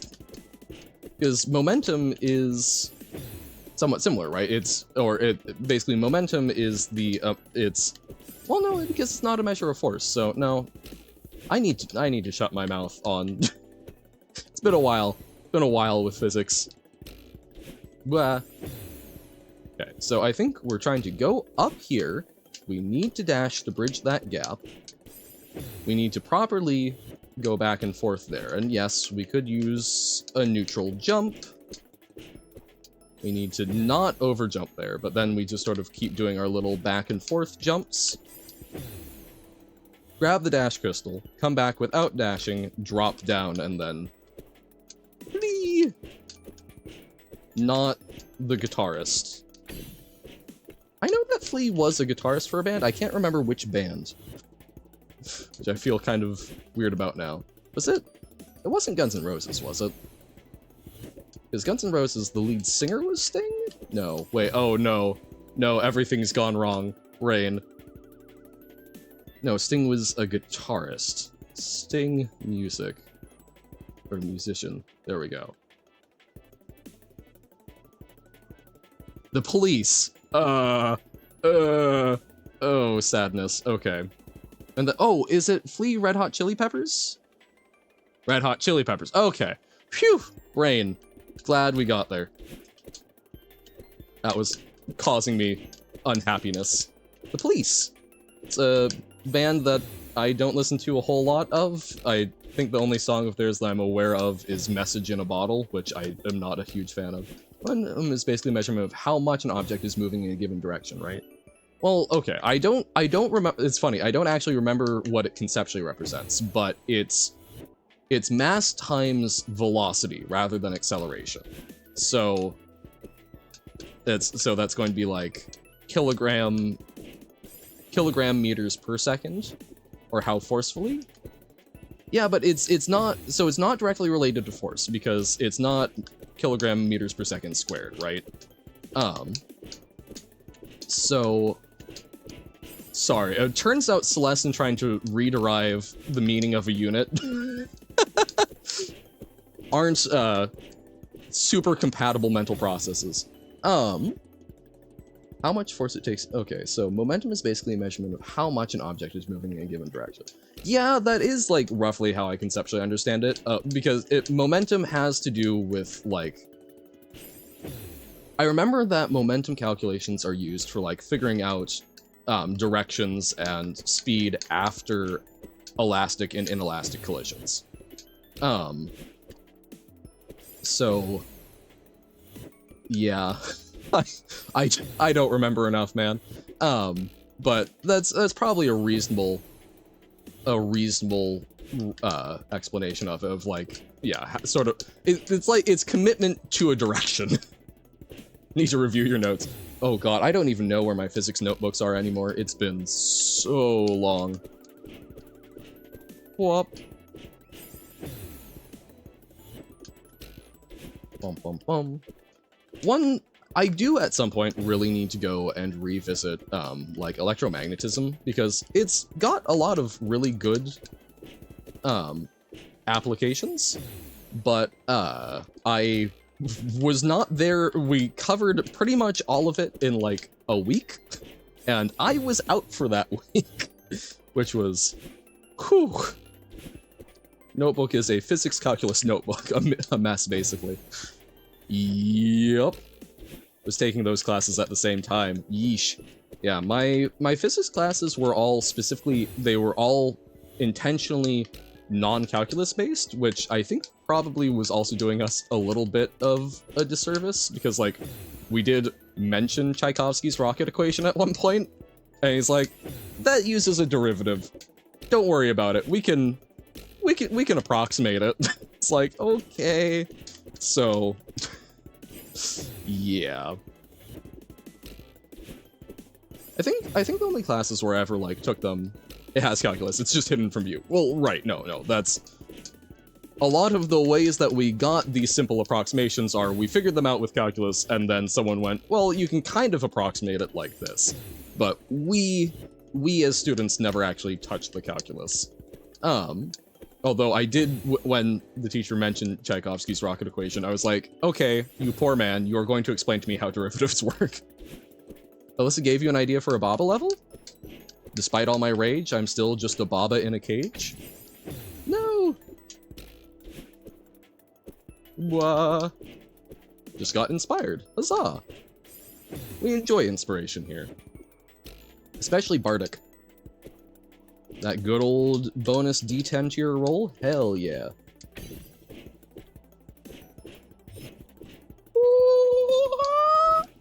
No, Kate! I used that at the wrong point! I have given you 2 ideas, Robert. I don't know what more creativity you can expect from me. Wah. Okay, there we go.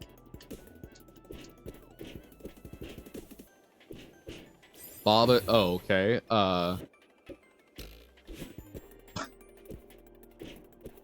is derivative, so, whatever is derivative, as it moves, will calculate its slope, and use that to determine its direction and facing. The very moment I entered physics class was an introduction to kinematics. I just went, oh, acceleration is velocity over time, and velocity is distance over time. Yeah! Oh no, and that's, yeah. When you get some of those epiphanies, there's definitely stuff like that where it's like, oh, yeah! You're like, woohoo! And that's when physics makes sense and you're super happy, and then there's other times where you're like, I'm going to cry. How could you not have calculus? Yeah, no. Yo, and speaking of Durian, have you ever watched Sintel? I have not. And hey, welcome in, Sigma! How is it going? You'll enjoy, we are talking vaguely about math and physics and doing a, shall we say, interesting job of remembering what things are sometimes. Whoa. No! Okay. Just got done talking with a friend called Enter While You Gamer Mode on these B-sides. Yeah. 1B, yo. Climb. Climb. Please, I know. I know. I was like, oh, I need to neutral jump. Oh, wait. Oh. Right. We've got grab. Oh. Oh, God.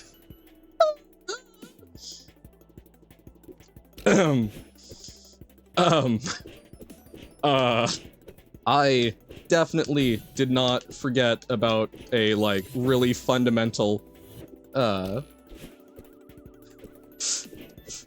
definitely did not forget about a fundamental Celeste mechanic. Oh god. Sadness. Pop. Pop, pop, pop, pop, pop. Aww. Oh, okay. That was very sad. I'm sorry that I have inflicted such horrible things on you all. Terrible things to witness. Like how hot dogs get made. Not a clue, Robert. I didn't catch, so how did you like Baba is derivative? Now there's a property, and that's just adding some basic math, right? Oh, I see.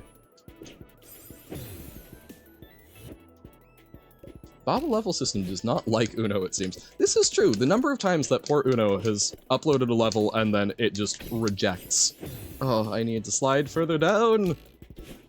What did I jump off of there? Okay, so there are these things in Blenders called open movies, which basically exist to showcase how capable Blender is and get funding to further develop the movie and the software. Okay. So basically animation tech demos.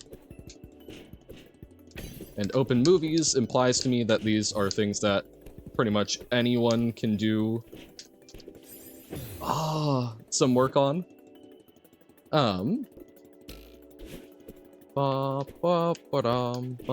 Parts of every platforming game is grokking the physics of them. Yes. Also, grokking is such a good word. I'm so sad that there are people who don't are sometimes unfamiliar with it. Bop, bop, bop, bop, wah. I am glad. I have noticed it get used in, like, some programming textbooks a number of times, which I think is a good thing. Oh, finally. Wah. Sintel released 14 years ago and was the first one. It's about 15 minutes long. Ah, okay, and it's how you learn the word durian. So that's why you're asking if I had seen Sintel. I understand. Whew. Oh, I'm so happy for that. But no, okay, gotcha. It's fun when there's like a piece of media that teaches you words. Like the Redwall series, I remember. There's a number, like Legerdemain is something I only know because of that, and oh, was it Scintillate, I think, as well? But yeah, when you can be like, here's this word I really enjoy and I use a lot, and it's like, it came from this. Woohoo! Okay. But yeah. No, and that's, man, I read Stranger in a Strange Land.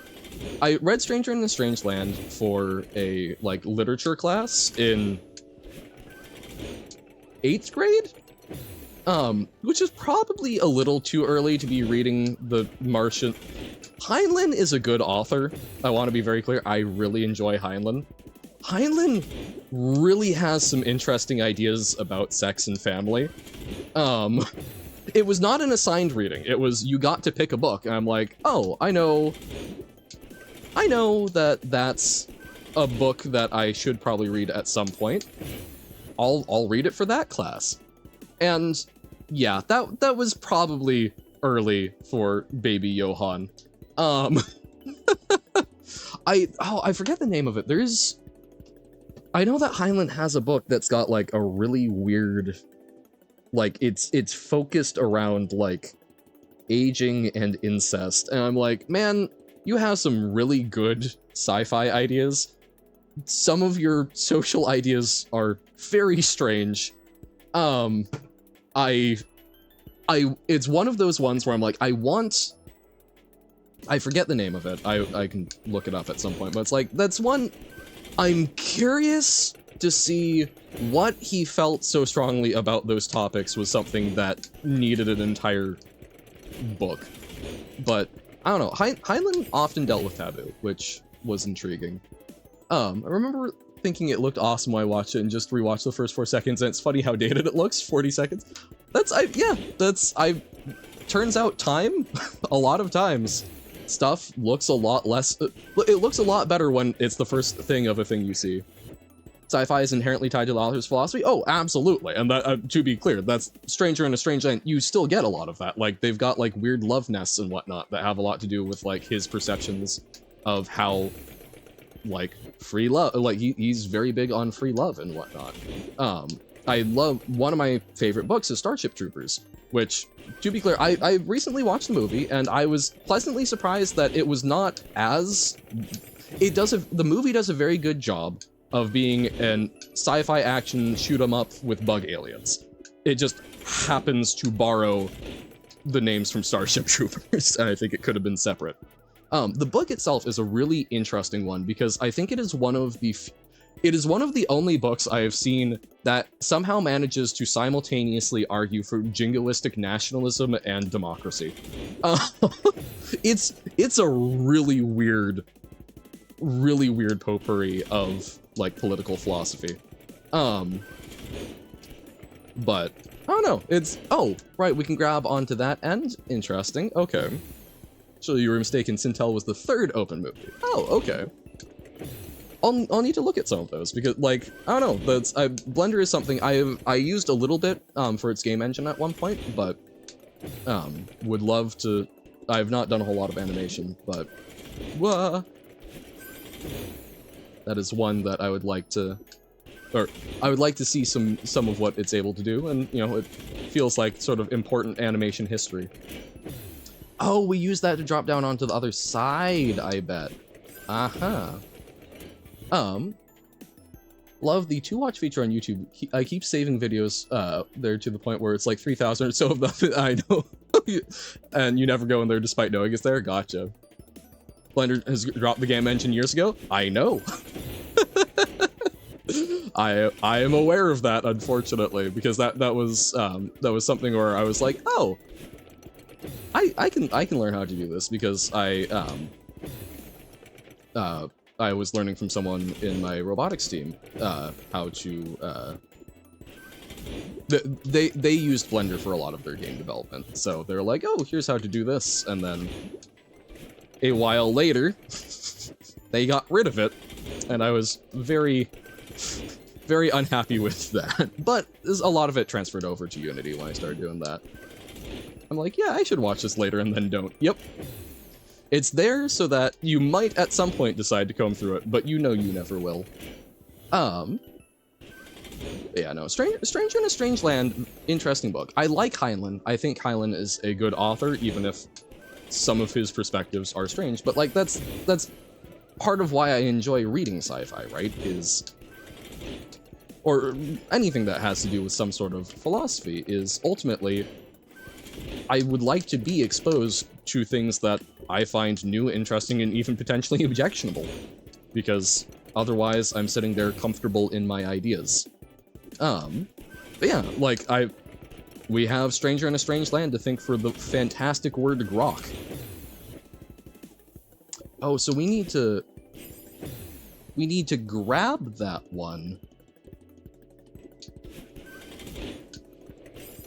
So we need to grab it, jump, and then go down, I think? Bum, bum, bum. Blah. Had a video in your watch later for months. When I finally actually started watching it, it was immediately, actually, I don't get the post. It's like, finally, I'll get around to knocking this off my list, and then, no. One more piece. No, it's, I basically, we go over here, we let this go, we jump up, grab this, and then we have to somehow, we grab there, and then we can use that to, like, grab onto the right side, maybe? Yeah, no, okay, there is definitely a missing piece, unless maybe there's a way we can save our dash? Yeah. Oh! I'm blind. Thank you for the very, just helping me recognize that there is more. Yep. Oh, this reminds me of in Jump King, when there was a block that was there, and I kept hitting my head on it, and I just could not for the life of me see that it was there. Thought it was blindness, pretty much, yeah. I was gonna say, we might even do 2 B-sides today, then remember the next one is 3B. Yep. No, we've got like 10 more minutes. We might be able to start one more, but and the video was kind of annoying and kept mispronouncing Lady Gaga's name. Lady, what? Jaja? Lady Gaga? Hey, I don't, how do you mispronounce Gaga? We use it as a sound that babies make because it's like a very simple sound to do. You're making a trash album? Hell yeah. So more than just the muddled one? You'll never guess, the video was in Portuguese. Ah, fair enough. Still, okay. But, I don't know. I feel like, well, actually, I guess we've talked a little bit about Portuguese pronunciation. I do not remember how G's are pronounced, so maybe there's something there that would make that a reasonable goof. Sounded like Lady Gaga instead of, so it wasn't the Gaga that was the issue, it was the that makes more sense. I was just like, how do you mispronounce Gaga? That felt, but yeah, okay, so Lady Gaga. Yeah, I could see how that would get on your nerves. Lady Gaga. Even then, I feel like that would have to be pretty willful. Yeah, no, after I'm done with MDCS, I will at some point, need to try another series. The same author does, 2 other series, there we go, that I will probably need to, take a crack at, but I really want to finish Rediscovery of Man, which is a collection of short stories by Cordwainer Smith. I love my sci-fi. Sci-fi is so good. No! Reading fanfiction. The Big Shots were all Nobu's head. Big Shot starts playing. I don't know Big Shot, I don't think. On a totally unrelated note, can you guess who your favorite pop singer is?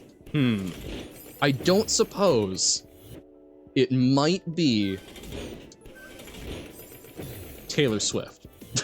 I'm guessing Lady Gaga.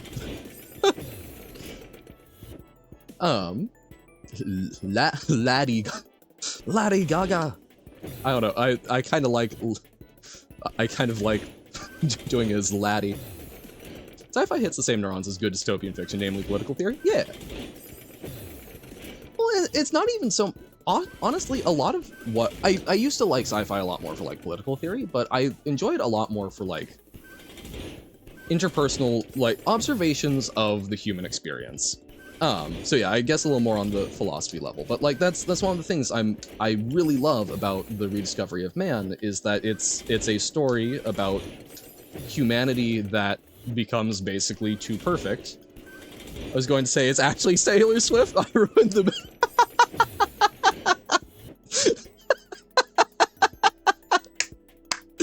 The psychic Johann ruining joke strikes again. It's my power.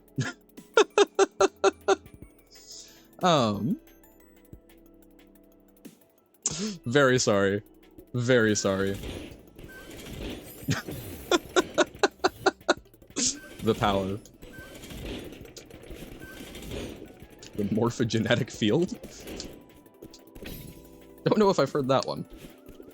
Womp, womp, womp. More binoculars. Oh god, okay.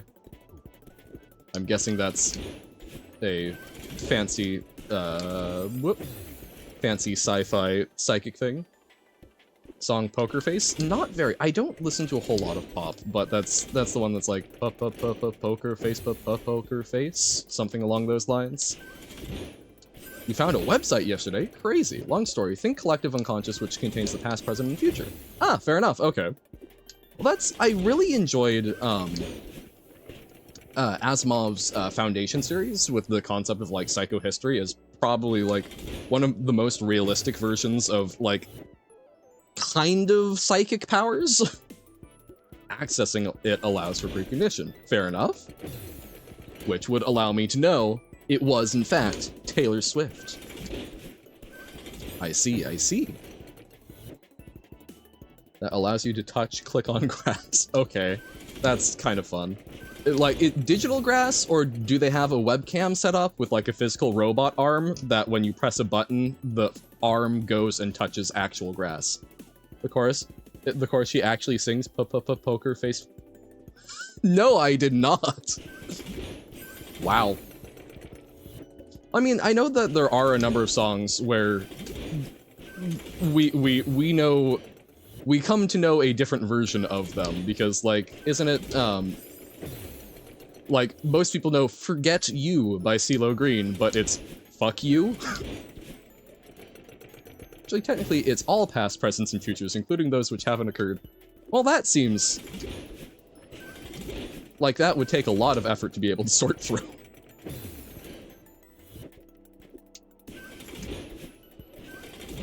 Wah. Timeline chicanery. True. You know how there's swing music, right? Yes? Is this going to try and get me into the electro swing pipeline? Because if so, I am already there. Reverse swing? No, I have not. Thank you for the hydrate, Robert. And you get congratulated for touching clicking on grass enough times. Nice. Yeah, those who interact with it a lot go quite mad. I think that's a pretty reasonable consequence. It's swing but backwards? How?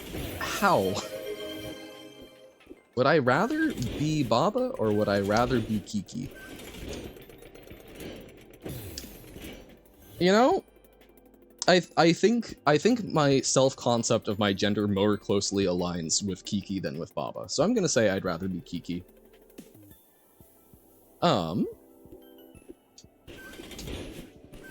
Now, okay, not a sci-fi book, but another book that I read in 8th grade for a, like, choose-your-own, book report. We had to read a piece of historical fiction, And I went to my mother, who worked in libraries, for a recommendation. And she went, oh, I remember this really good novel called Shogun by James Clavell. And you know what? It was a good novel. Like 1,100 pages. If you cut out all of the sex and violence, probably somewhere closer to like 500 or 600 pages. And actually a story about interpersonal relationships rather than the momentous historical events of like the Tokugawa takeover of the shogunate. But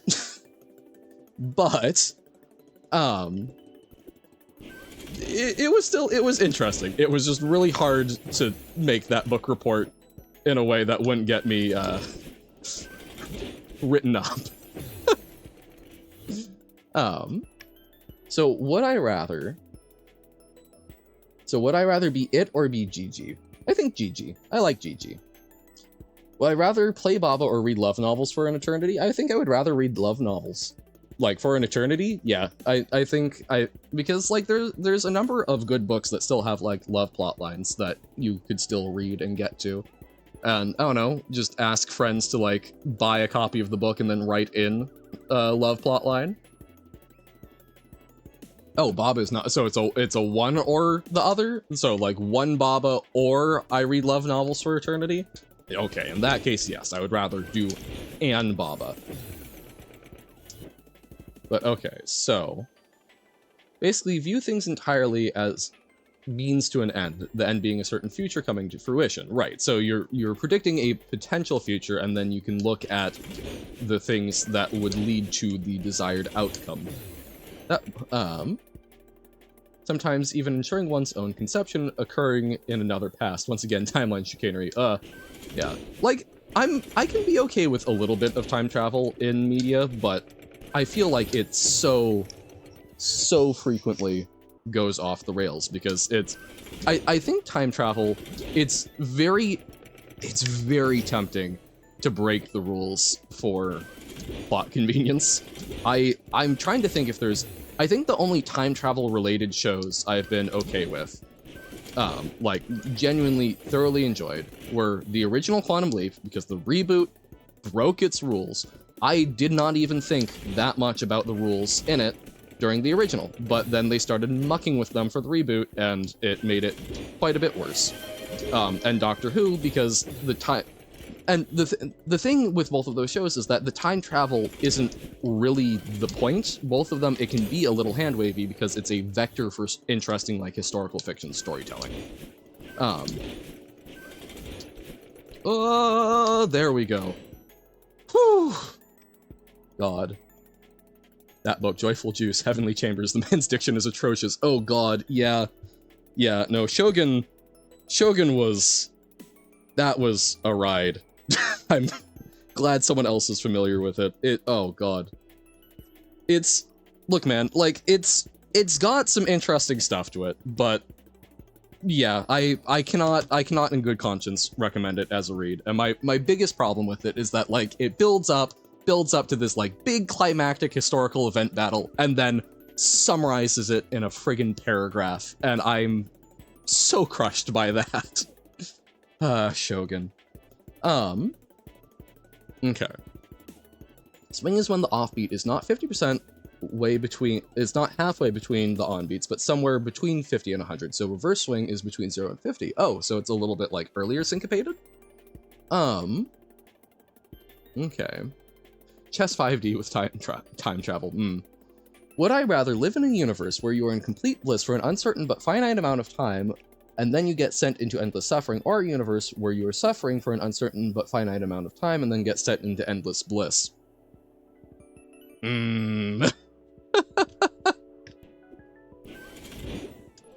Interesting. Like, probably the one that ends in endless bliss, but like, I still have this kind of fundamental issue. I'm someone who is ultimately... I'm terrified of eternity.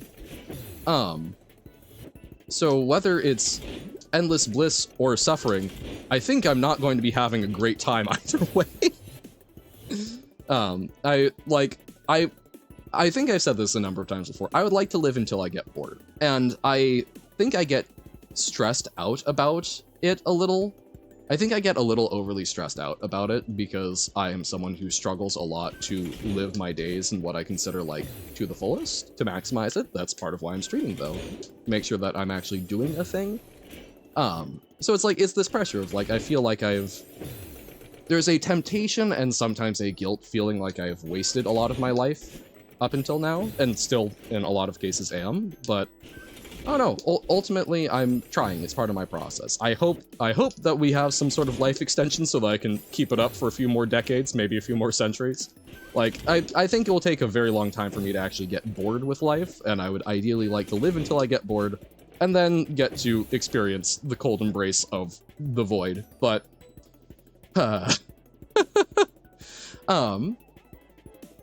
Zero Escape, where I first heard of Morphogenetic Field, has its wacky rule changes, wild games. Some of the most twists I've ever experienced. Not bad, but can't call them good either. Yeah, it's like, and if something is like, all bets are off, I can also kind of accept, it's sort of, you either need to be very strict with the rules for me, or you need to not worry about them and have them be more a set of guidelines, and that's like a known and expected thing. If you throw in like a time travel twist, if you're trying to throw in like ooh, it actually works this way, I'm like, no, you aren't going to get me with that because I had no way of guessing it beforehand because you have told me the rules. F off with that. Either tell me the rules so I can guess, or it's not all bets are off, more that you do not have all the rules. And that's, I have a lot of issues with that because then it's like, oh, look how clever I am with this like rule change. It's like, but I didn't have a chance to know them, so where's the sport in that? But I don't know. I might still be willing to give it a try. I am someone who, even though I develop opinions on things I do and don't like, I'm still very much willing to give them another crack. There are ways to call the twist, they're heavily flagged. Okay. So as long as there is an actual breadcrumb trail towards the quote-unquote twists, sure, okay, that I can get with. Eternity is a long time, yeah. Both are miserable because of eternity, but rather more bliss. Yeah, exactly. Eternity is scary, but enforced and random, finite, yeah, affinity is about as scary. Yeah, no, it's that legitimately, like, when I first started getting, like, heavily depressed, a lot of that, I was running around in my brain, running around little circles about, like, I am alive, and this experience will either end, which is permanent, or I somehow figure out a way to prolong it, which is also, you know, eternity is coming for me one way or another. But just eventually realizing it's like, the point is to try and live a life that you can look back on and feel satisfied with, right? It is finite. Hopefully we can find ways to extend it. Like, I think immortality until you go, nope, I'm done, would be like the ideal, but that's a tough one. But that's kind of how I've resolved it, and to try and get as close to that as a goal in what I do have. So there are ways to call the twist, and they're heavily flagged, but they still feel hilariously spiteful. Gotcha, okay. Infinity are both scary. What about the in-between? Is there an in-between? I feel like that's kind of a binary. Baba level pack where it makes you think that the rules are simple, but everything is wrong. It doesn't exactly tell you. Could be interesting. You feel like you aged 100 years right now? How so? Think lingo cues, where you feel angry at both the game and yourself. I should not have seen this coming, but I can't say you didn't sign it. Yes. Yeah, where it's like, I should have gotten it. I should have seen it. I didn't, but I should have. So who do I get mad at? Everyone and everything. Just lash out. Outfinite? I see. Saw someone on a YouTube tutorial in the comments say, how do I make a folder? No. No. Please, no. Oh, God. I feel like I've aged 100 years. Oh, that's miserable. But I guess if, like, you've only grown up on mobile devices that don't use, like, as much of a strict file system? Oh, no! No! I assume just, like, a computer, or even just, like, on a oh, no. But yeah, I guess that is an important specificity thing. Ultimately, the game's twists were so BS and yet so signposted that it changed your process for predicting twists and things forever. Gotcha.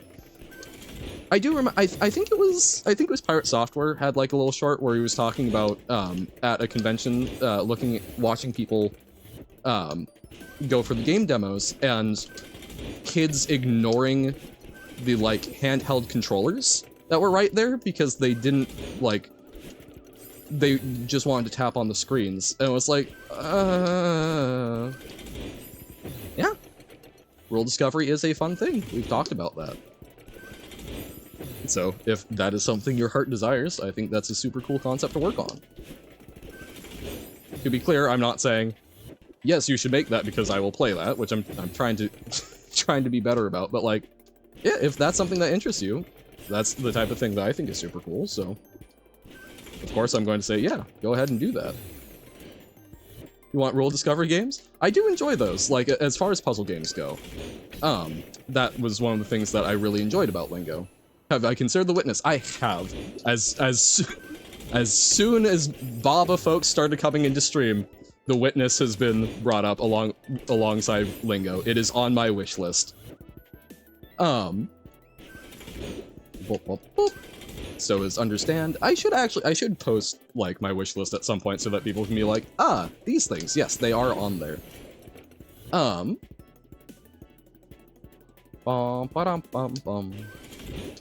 Come clean now. I looked up how to access other symbols in the number keys, aka Alt plus Control. Look up. Access the other symbols in the number keys? Oh, like numpad? Like, I consider that fair. I don't know.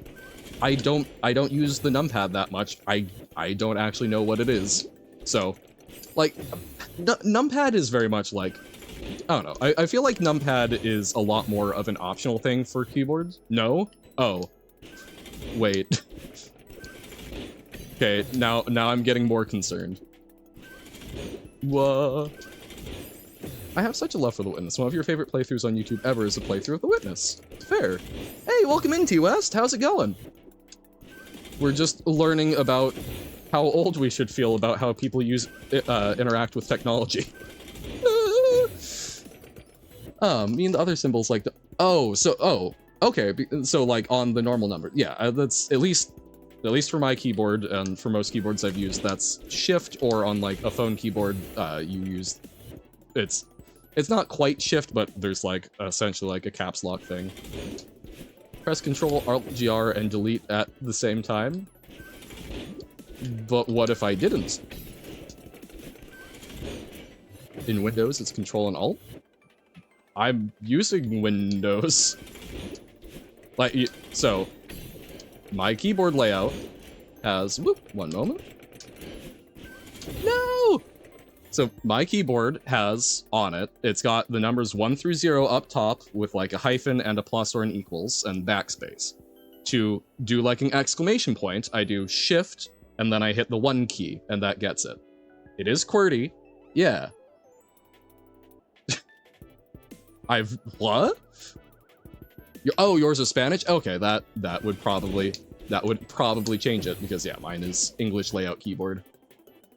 That's interesting though. I did not know that, like, I would have assumed because a lot of the characters between English and Spanish are shared. I would have assumed that it was a similar layout. As N with a tilde. Fair. No, that's, I guess, yeah, accents would come up a lot more. Pretty good. Just trying to sort of polish up your backrooms type point and click game you made in Google Slides. Oh, that's super sick. Using Google Slides as sort of like a game engine is so neat. I've seen some people do absolutely insane things with that. Discovered a neat puzzle game called Void Stranger. Void Stranger, okay. Surprised it doesn't have more notice considering the production value seems high? Huh.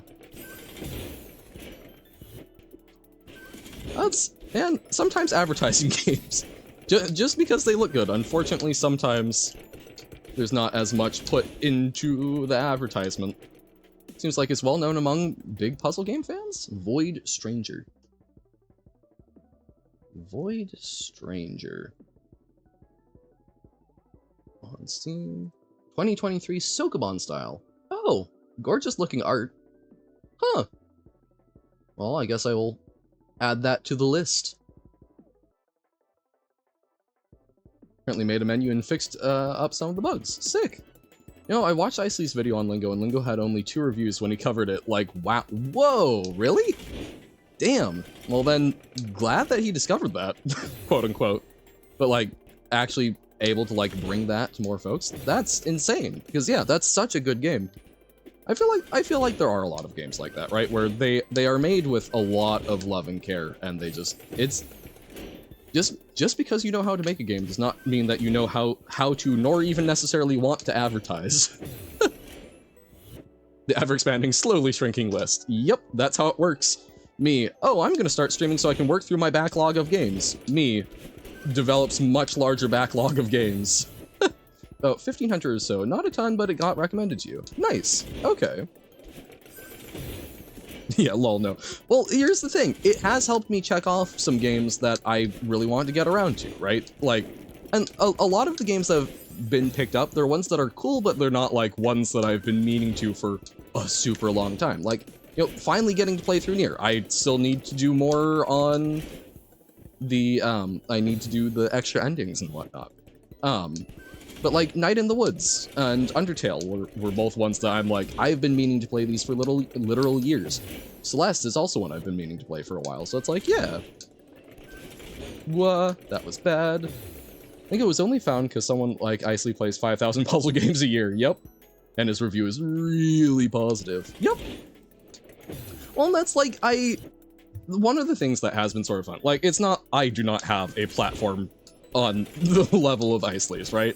But like, the fact that Silver showed Marsh to us, right? And that some people thought it was cool and went, I should go get that?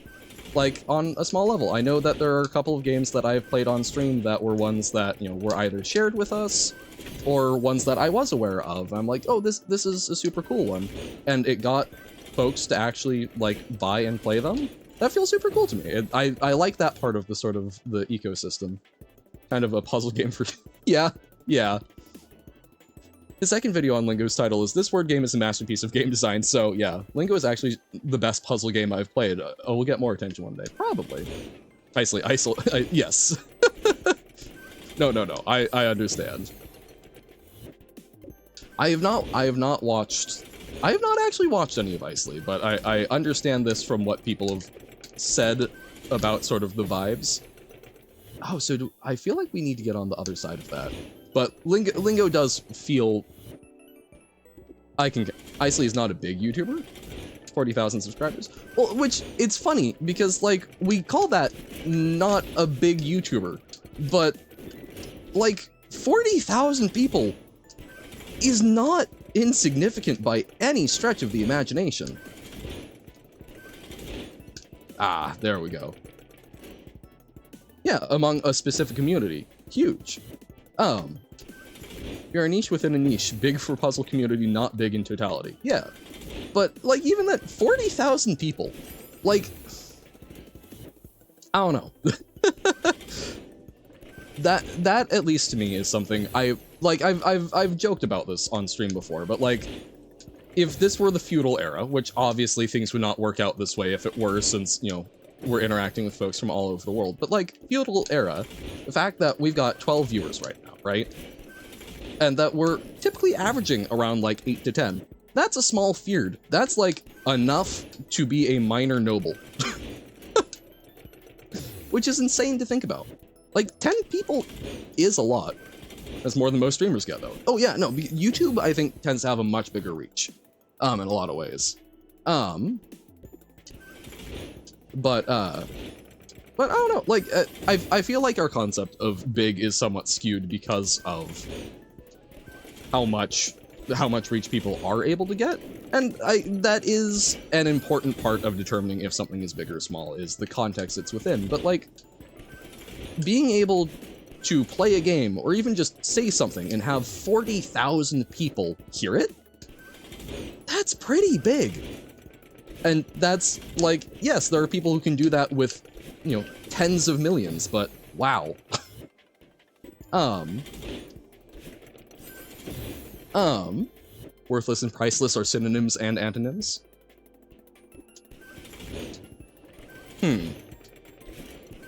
Yeah, yeah, that's fair.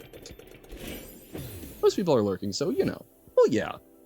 But I don't know. It's just, it still absolutely fascinates me. And we have a fairly, like, active chat. And that's, again, we appreciate our lurkers. I'm glad that I can be good background noise for people.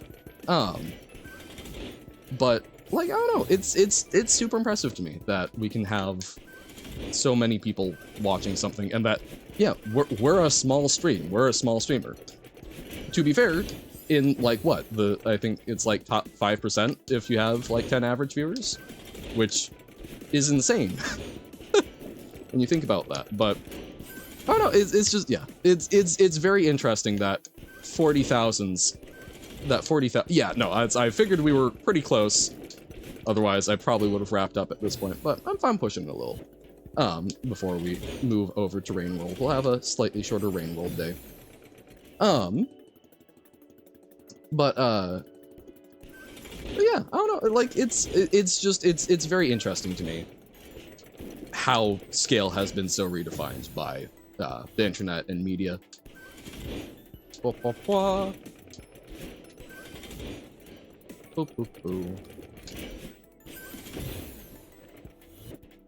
Like, legitimately, having a conversation in front of even, like, a group of 10 people, I've given talks in front of groups that size. It's nerve-wracking. It's big enough to be a little nervous. Which, I don't know, it's interesting to me. Because, yeah, I hear 40,000, I go, that's huge. And not just because of the size of our stream, but, like, just thinking about that many people. I'm sure there's probably some duplicate accounts and some bots in there. But, like, even like 10,000 people, if there's 10,000 people that actually watch a video and get the content that you're saying out of it, that's crazy. It's like 40,000. Whoa! I mean, like, thinking about, like, the effort it would take in ye olden days to print a pamphlet. So you write up a pamphlet, you have to probably know a printer, because actually getting in on that business and committing to that, you're probably knowing and have, like, a personal business relationship with this person. So you're already kind of locking yourself into being part of the, like, upper middle class of, like, colonial times, for, like, a Western context. You know, so you're probably knowing the person, which is already limiting things. And that's not even to mention, I guess I should be clear, like, the time period I'm talking about, like, it's also limiting because you have to know how to read and write, and your audience needs to know how to read and write. And even then, like, typically, I think that most pamphlets, you were lucky if they even made it into the tens of thousands. Some of them would get, like, passed around somewhat, but, like, just the effort required to get 10,000 people to read, hey, I think that this is a super important issue. And now we can go online, and with incredibly easy to use tools by and large, we can just record ourselves and put it out there for the world to see for essentially free. That's crazy. Again, that's, you know, Printing Press Revisited, if and when I ever get around to doing video essays. We can just do that with low odds, but it's possible. Right, no, it's like, you don't have a huge chance of getting it that big, but I mean, how much advertising have I done for this stream? I'll let you know, I told a handful of my close personal friends about it when I started out, and they would occasionally pop in every once in a while.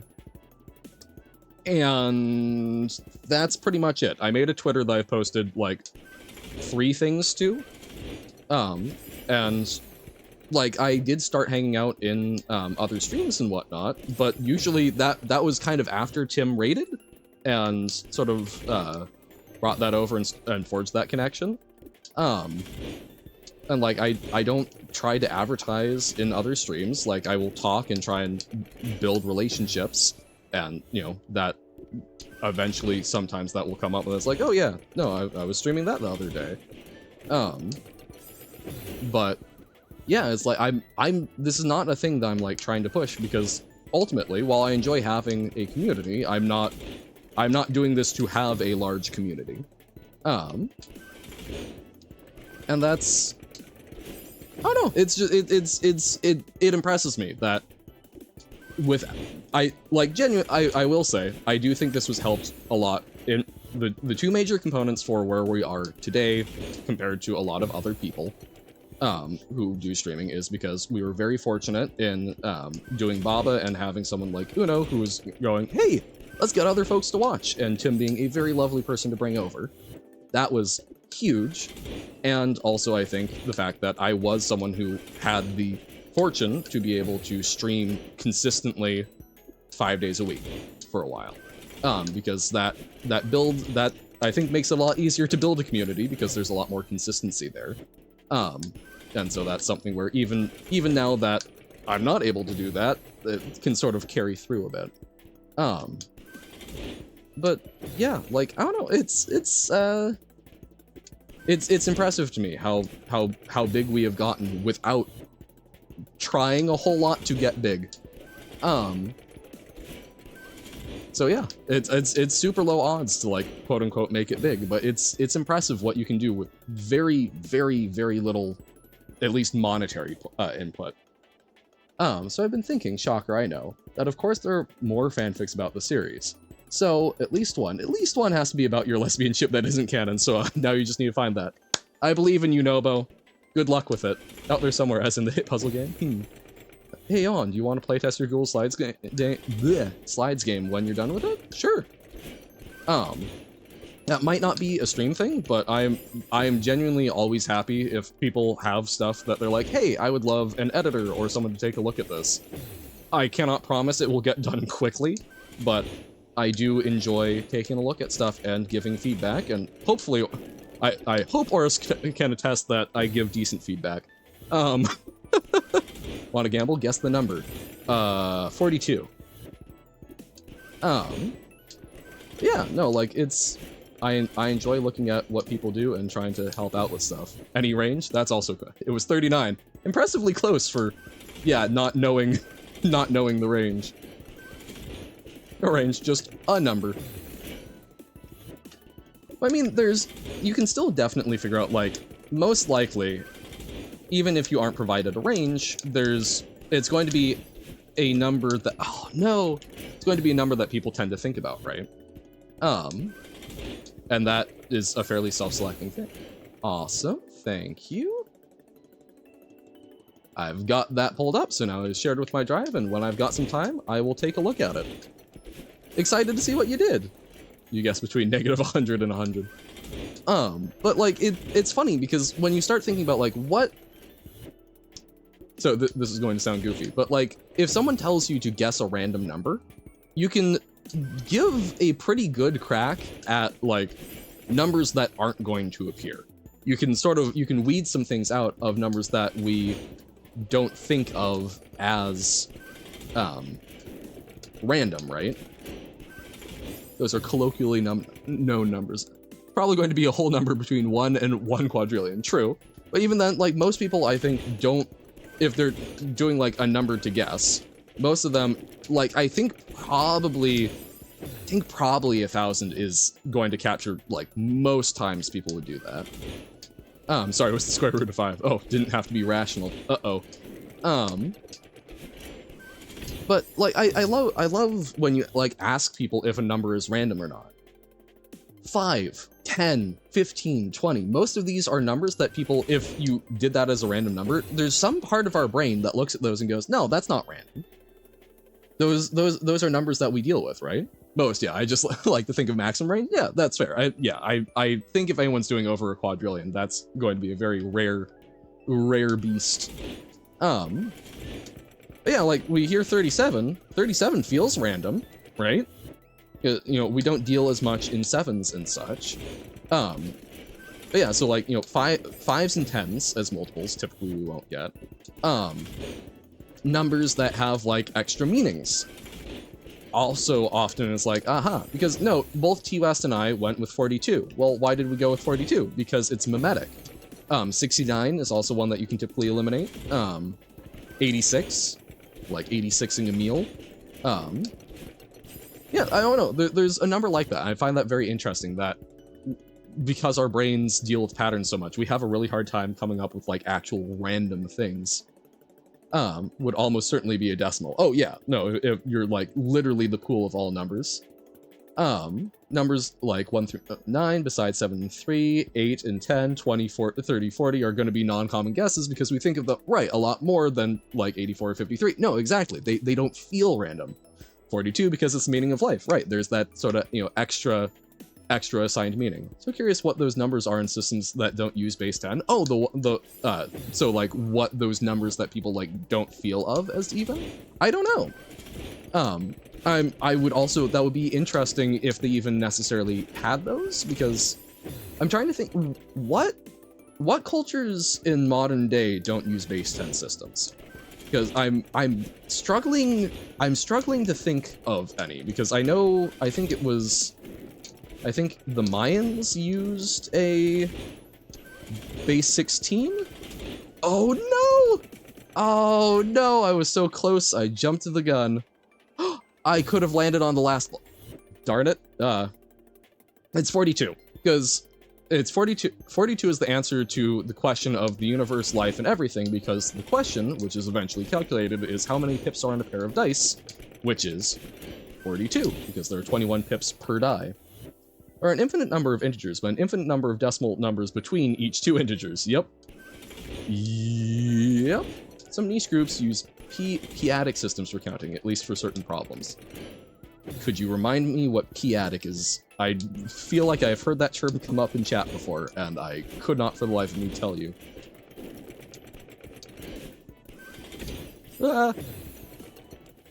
Most programmers use some binary hexadecimal.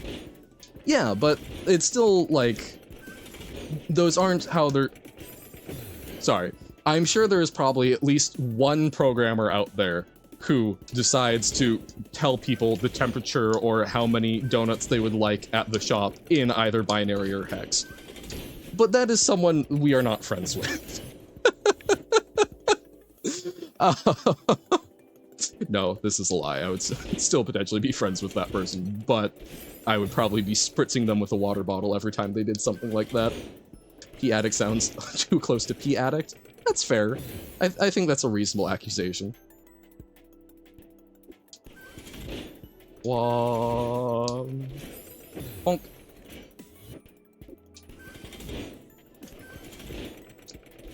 Boop. So there, jump up. No! I was smart to jump early, but not quick enough. Yeah, like, I don't know, in fact, that does sound like a very interesting, like, anthropological study. I don't know if I've actually seen anything, though, talking about, like, even in, like, base 10 systems, the numbers that feel random versus feel not. I don't know what the, like, proper language to describe that concept would be. Suddenly realizing I never actually, hold up, I will need to add that to my the list TM. The studies that are talking about how cultures, tend to perceive, or tend to, like, imagine time, of, like, left to right, right to left, forward to back, etc. Basically, p-adic number systems count using base p, with the smallest quantitative change having the most significance. We're taking a moment with that one. BRB, no worries. Okay. Boom, boom, boom. Example, 3-adic. 1 and 2 are further from each other than 11 and 21.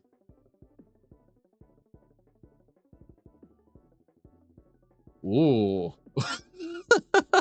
That is not clicking with my brain, but I'm intrigued. So... Oh, or so sort of more like right to left? So 11, quote unquote, 11 and 21 are more similar because they both end in 1? Yes? Then 101 and 121. Yes, okay.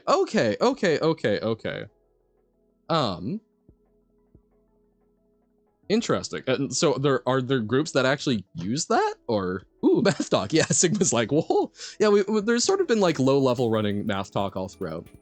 Been trying to make perfectly random number, only using 0 through 9, each number once, no numbers next to each other in counting order, or make 10 if you add them together, and no possible unpopular numbers like 69 or 420. And so far I've done a pretty good job at making some like, oh god, so that's 1,620,394,857? Yep. That is one that I would not, there's not any like patterns that I would get out of that and mentally associate with like, ah, yes.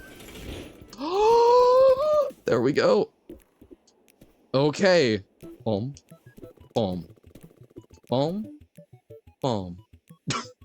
You know, looking at this, I'm suddenly reminded of the lovely post of like, you know, every frozen corpse on Mount Everest was once a highly motivated person, so perhaps just chill out.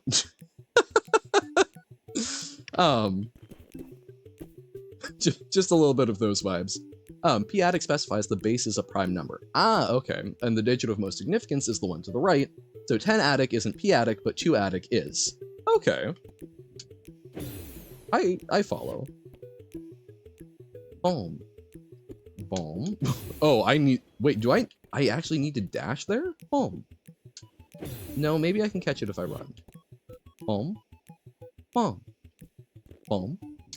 Nope. Boom. I go through the corner. What? Boom. Boom. Boom. I must just be jumping at slightly different things.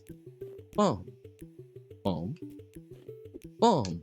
No! So you go through the corner, but it's not enough to make solid contact. Huh. Sadness. Fun fact about randomness. Usually you can tell if a random number was actually picked by a human being by seeing how often there are repeats. Generally, humans don't put in enough repetition or don't make the repeated segments long enough. Yeah. Yep. No, that very much makes sense because that's sort of what we're talking about, right? Of like, we do patterns. Whoa. Oh, I can see the heart. Like HHTA. Oh, right, for like heads and tails. Yeah. Well, and that's, I know I've read, I believe there are some games that will do, there are some games that will like tell you it's like a 90% hit rate, but it's actually closer to like 98% because there's a lot of times where heuristically our brain pretty much says that 90% is basically guaranteed.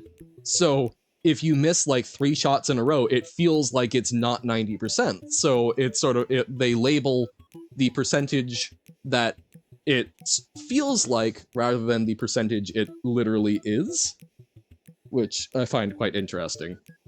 But yeah, no, because yeah, only 3 in a row, that's a what? So that's a 50, so that's a 12.5% chance of 3 in a row, which is pretty likely all things considered. What? Oh no. Would I rather only get a random number of words each day, 25 to 90,000, which resets at the end of every day, or everything I say, no matter if it is figurative or literal or something else, becomes literal. I'm feeling blue, you become blue. I'm tired of fish. Now when you see or hear a fish, you become tired. At the end of the day, all of the stuff you said resets, going back to like it was before you said stuff. Interesting. Yeah, weird that it didn't actually send in chat. I'm guessing it was just like a little long for it. That's actually a really interesting proposition. The thing is, I'm pretty much immediately discarding number of words each day because I don't like to be limited. God, a 25-word day. Now there are definitely days where I don't feel like saying more than 25 words. I'm assuming this would also. So is it only say, or does it also apply to like things you type? Because well, that was strange. Like I'm only speaking. Oh, really? Oh, huh. Interesting. But yeah, so like, limiting the number of words that you have in a day, to speak, is actually, I mean, that's even less of a downside, really. Because, you know, you can still type a fair bit, and, you know, you could use probably, like, text-to-speech. So it's like, it's not that huge of a downside, but it still, at least to me, feels like a downside. Whereas the, like, the things becoming literally true, there's definitely downsides to that, right? Like, you know, King Midas, right? That fable exists for a reason. It's a double-edged sword, but fundamentally, there's some very interesting things that you could do with that. You would need to be very careful about monitoring your speech, but I don't know, I kind of like the whimsy that could create. You would just need to very much make sure that, oh wait, but they undo at the end of the day. Oh no, so what happens if you say like, oh, I feel like death? Or like, you know, or just like in a moment of frustration say like, oh, you know, KMS. That would be, oh, that has very interesting things. I'm rich and you become rich just for a day. Yeah, that would be, huh. Then that would reset, yeah. Which would carry very interesting implications, like, so could you just, like, take a jaunt over into figuring out what is on the other side of death? You're just a reality bender. Yeah, like, I could see that going very wrong, but I think I would go with making the things literally happen. Especially since they're reversible, right? So, like, that's, I don't know, that's interesting. Gets frustrated and says, God damn it all. And then the apocalypse gets undone. Like, intriguing. Oh, but yeah, no, I do say God damn it quite a bit. Like, that would be very interesting, which is way too much risk for you. No thanks. But yeah, like, it comes back. Like, on stream, I've done a fairly good job of not swearing when I don't intend to. Like, I'm relatively decent at monitoring my speech. So, I think I could handle it. I think I'm very intrigued by that. Yeah, I kind of like that. I feel like I've definitely had days of less than 25 speaking words, although it would be fun to have an app or something that tracks that. Yeah, no, like, it would be very interesting. And, like, you can tell I am a fairly chatty person, but there are days where it's like, yeah, no, I don't want to talk to humans. It takes effort. One can transmit information through means other than speech and text anyways. Yeah, no, like, so there's sort of workarounds for that. So it's like, it's not even that big of a downside. So it depends on how afraid of, do you feel you have a good enough control on your language that you could use it for interest rather than terrible, terrible things? I speak more often to yourself or random people more often than you think? Yes. No, I definitely speak to myself quite a bit. Risk of saying something like, this day will never end, which is game over. True! Ooh! I hadn't even considered that. But, oh. Well, but then, you could still, this day will never end. Well, what happens then if you create a paradox? How does the paradox resolve? So this day will never end, and then you just have to say like, man, it feels like the next day already. Some fuck-ups are permanent and paradoxes are weird. This is true. But the suffering would still be there if you say, damn it all, everyone experiences hell for 24 hours. This is true. This is very true.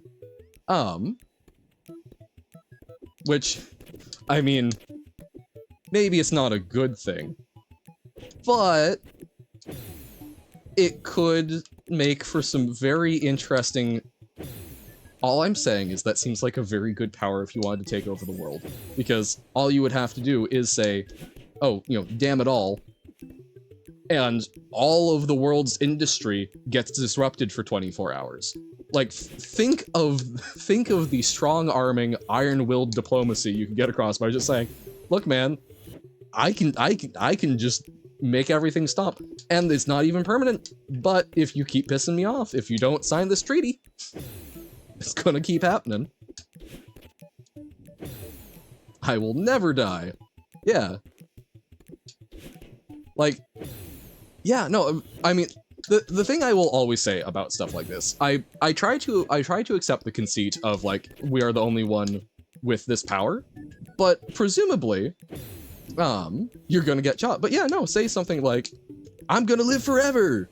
And it's like, huh, waving reality about like that. True. So yeah, and then so it would also be very interesting to figure out at exactly what point in the day it stops, and like what happens if you start saying a phrase on like, so let's say it changes over at midnight for whatever locale you're at.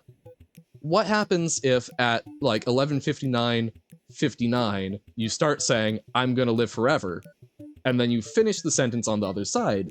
Does it just like parse the live forever, or huh? Or more accurately, I will not be harmed, stopped, or interfered with if you want to ensure your safety.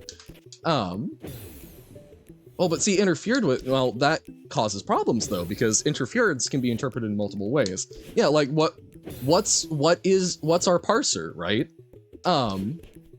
Because like, is this a parser that's taking on the intent we have with it? Probably not, if it's turning things literal. So is this more like a genie where we have to be very careful about like malicious things?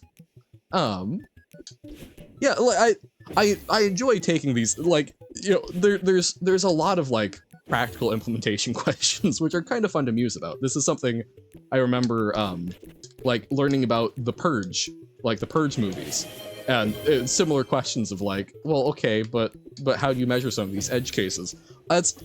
I've never watched one of the Purge movies, but I would really, if they came out with a Purge legal drama, so Purge the day after, and it's just like the specialist lawyer teams that get called out once per year to deal with the absolute crapshoot of a day of like, well, this person got stabbed, but they only finished dying after the purge was over, so the actual act was already done during that, but like, so does that just mean that we drop assault charges, but it's still like negligence or something?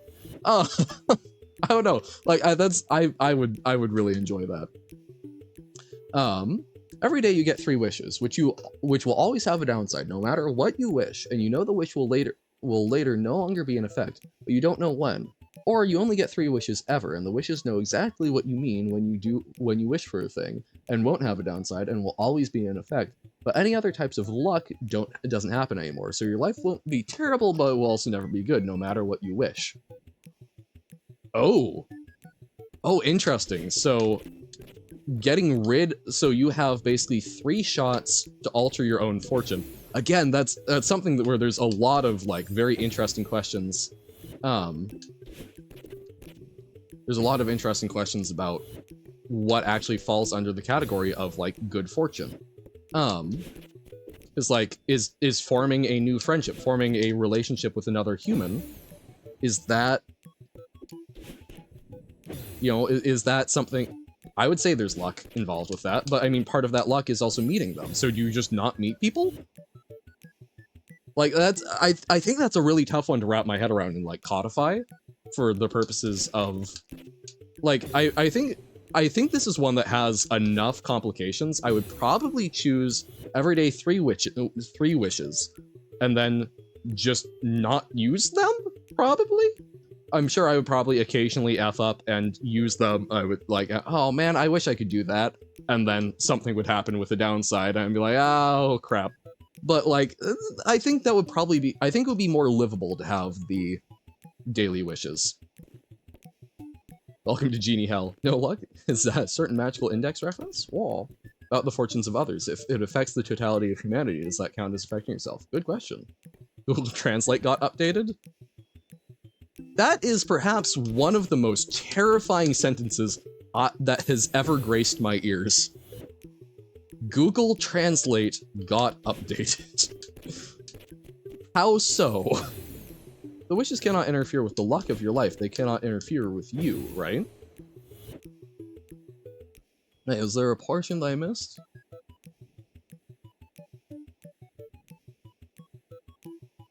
Always been in fact. No, okay. 110 new languages? So, like, more specific ones? If the wishes can't interfere with the luck of your... I don't think that... So you're saying, so, basically, so, like, wishing for perpetual luck to counteract the downside of it? Okay, yeah, fair.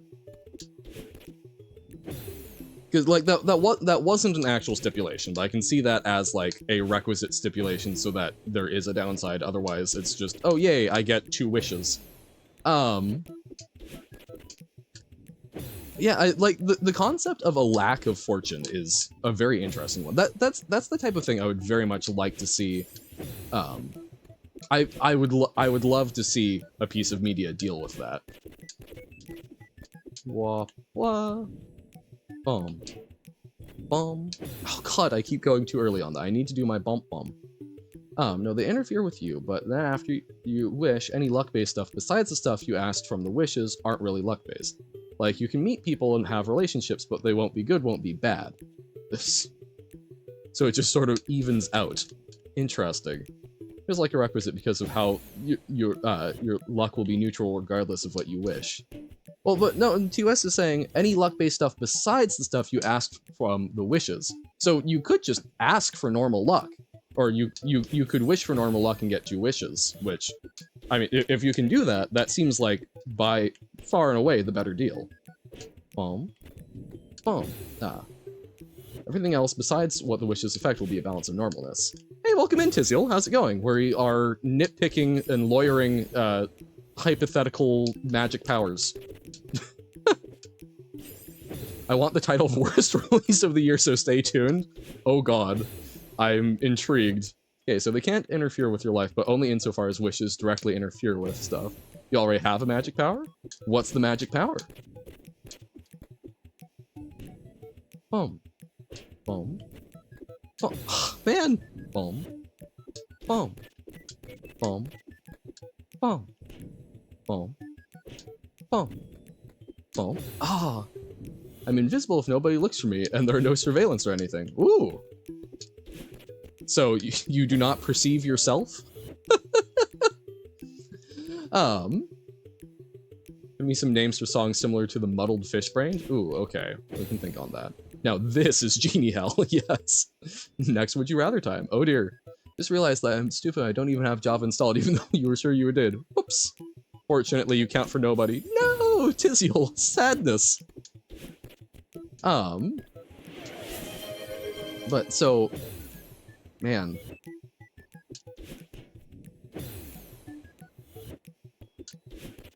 Addle paddle boat.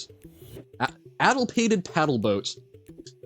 Cruising orange sunsets. This is my title submission. Be Fofo or be me? Fofo. I like Fofo. Fofo look fluffy. Boom. Boom. Boom. Boom.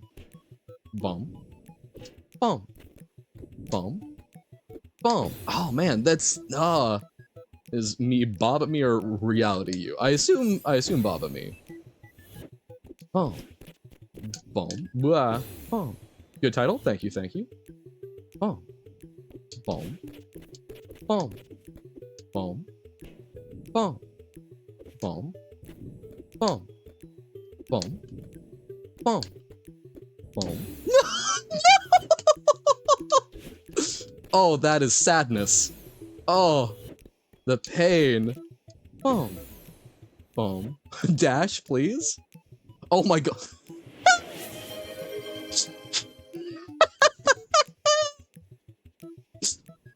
Right, it recharges.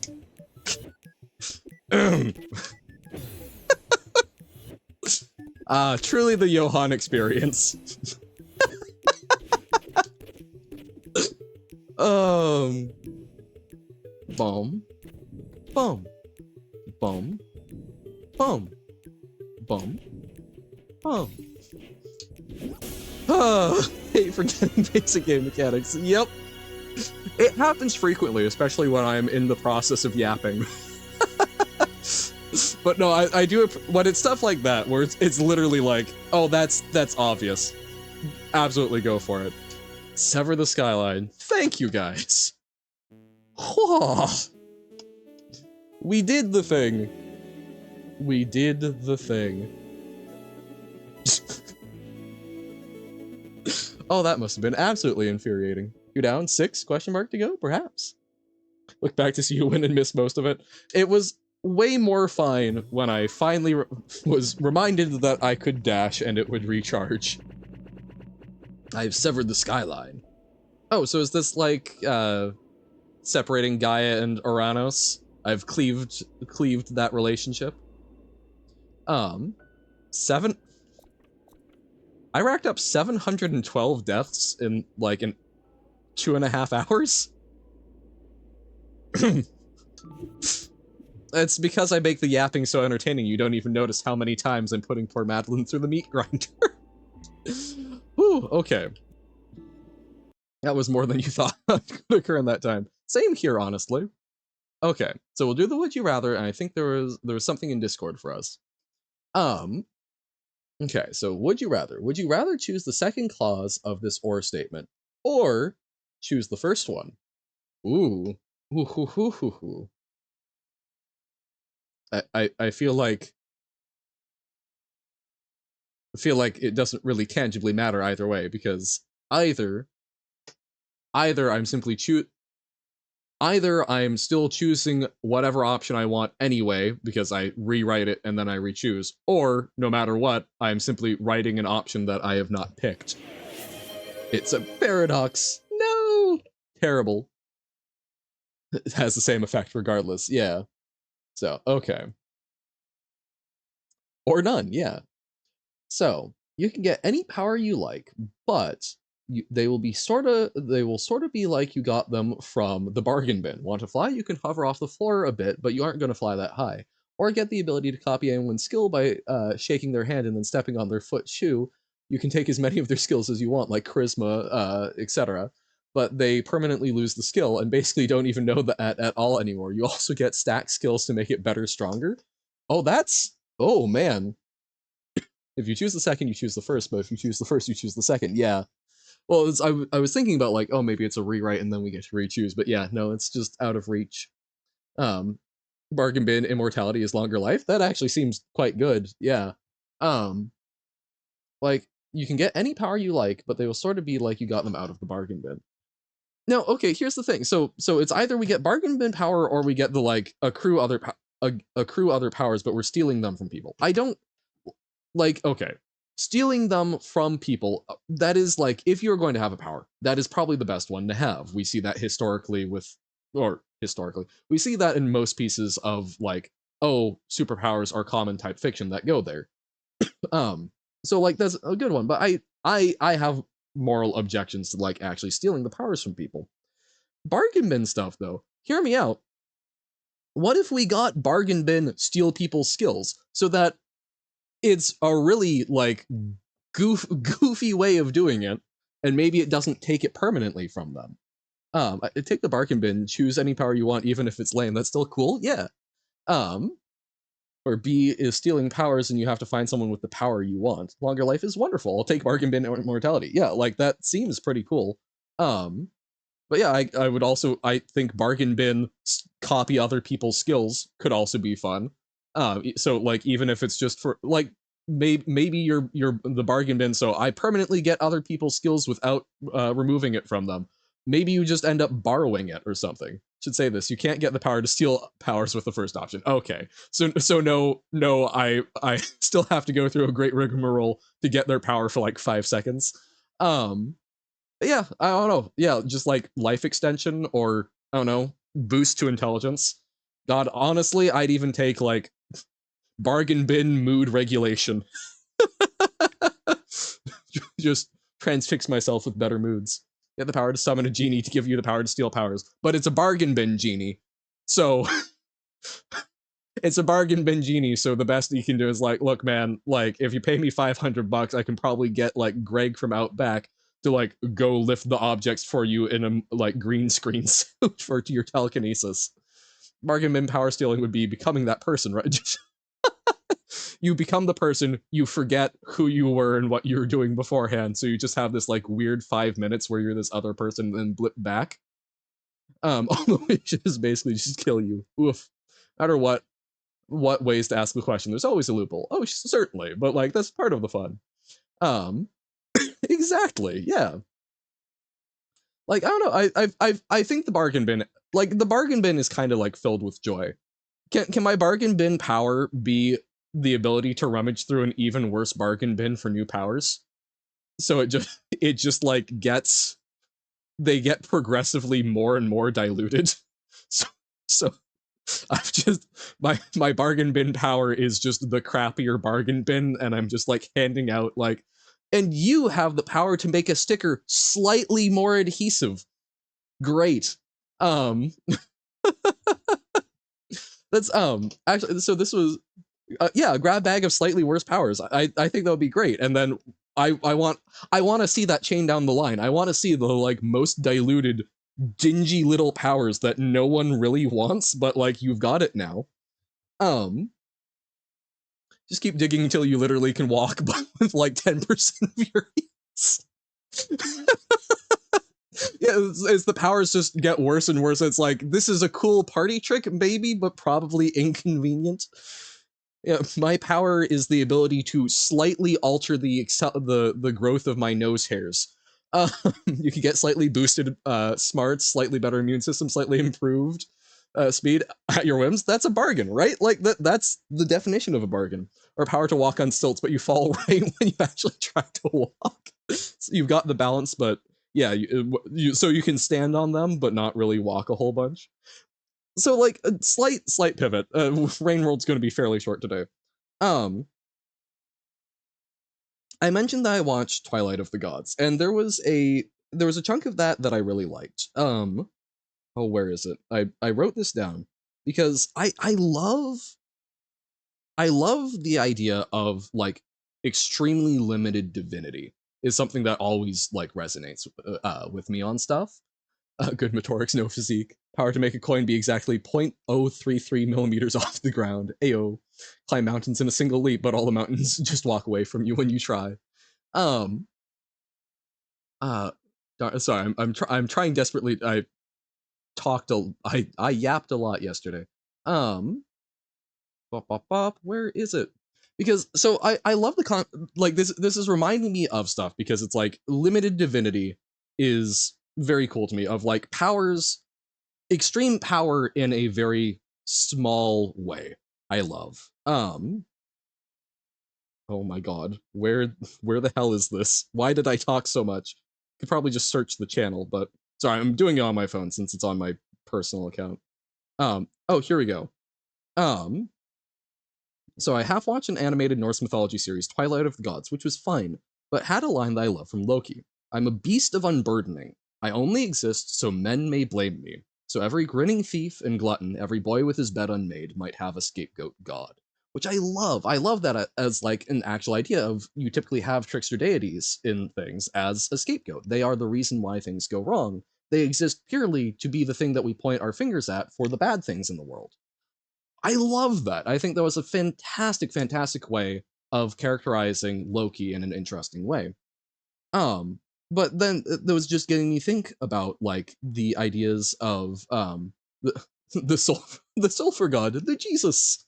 Um, but you can control the vectors of anything, but only to make the forces cancel out. Ayo.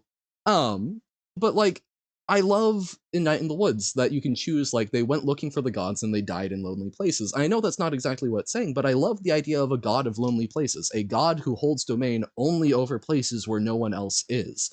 If a tree falls in the woods doesn't make a sound, there is a god that manages that, manages the unseen things. I love that as an idea.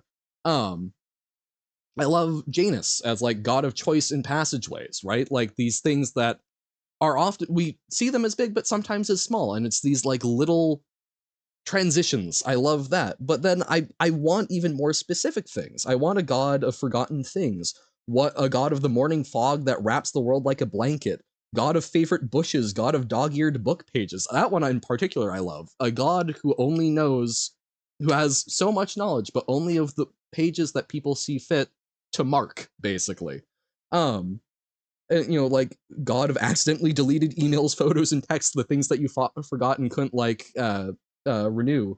um God of nostalgic meals, god of light that filters through the trees just right.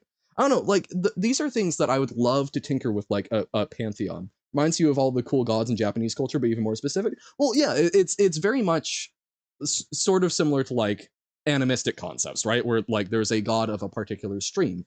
Um, yes, we'll look at the challenge. Yes, sorry.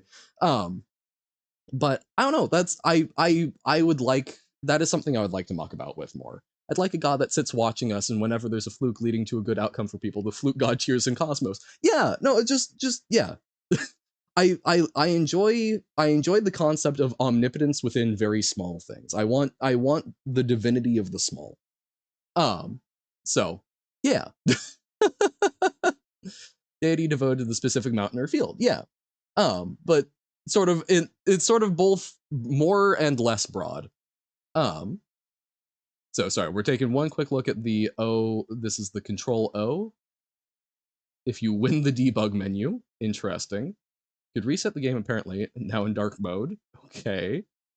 First level, Bob is you. Apparently you can edit the blank debug menu. Weird. Error lands.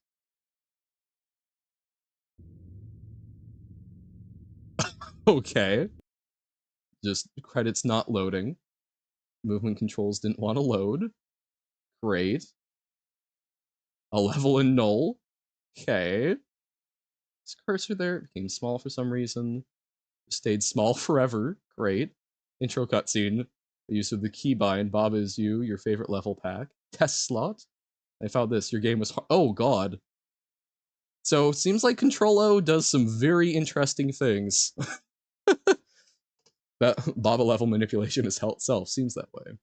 Your challenge is to figure out what way the character sequences in the right differ from the ones in the left.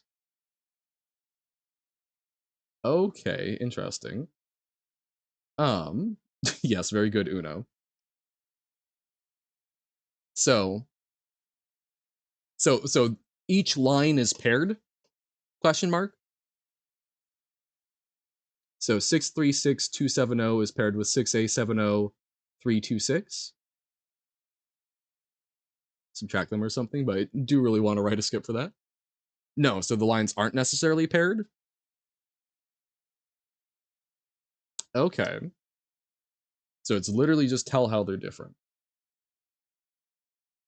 Okay. So 06B3. Can we? No.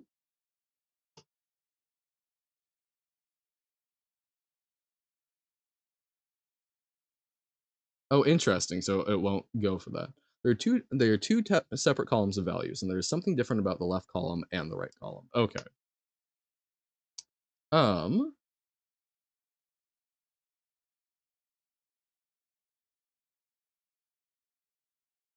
Six seven three versus 637. 767 versus 666.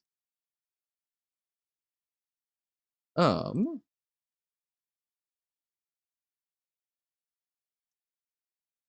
So yeah, I'm trying to find some of those things to like latch onto. So you're like looking no. Because I do also wonder like if they're reversed somewhat. No. And so this is hex. So so 0 through 15. Are there any Fs? There's an F. Okay. Hmm.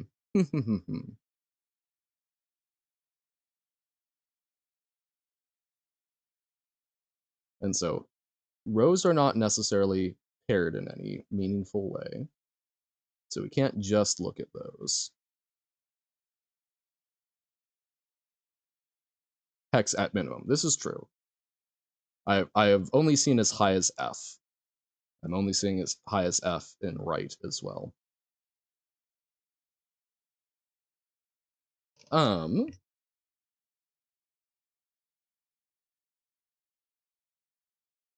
There's a lot of sixes over here.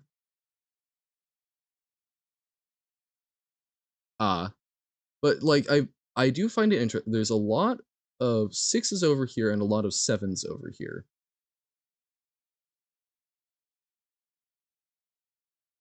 which at least to me suggests that there's some like original source that we then have to manipulate in two different ways. They aren't necessarily manipulations of each other. Convert either base 10 or binary, maybe. If I input 1 on the left, what would the right be? Well, is there such a correlation? Trying to see. So there's a 1 here. So that's 4, 8, 12. So it's the 13th from the right. Or, nope, that's not working well. So 6. The fact that it's hex tell you? I don't know. Yeah, it's 16 individual values for each digit, but so this one is 9 from the left, 9 from the right, sorry. Yeah, so it's not just a direct thing because 1 to 6 and 1 to A, so that's not it. Maybe a number thing, yes. A really stupid idea. Oh, at Robert, power of 2, power of 4, so like raising it to powers and then it's representing larger and larger numbers. I guess. Well, so I guess so they both start with 6 potentially. So 6 to the power of 2 would be 36. So that wouldn't be, because that wouldn't work in hex. So 3, 6 in hex. When when you say count the digits in each, not quite following.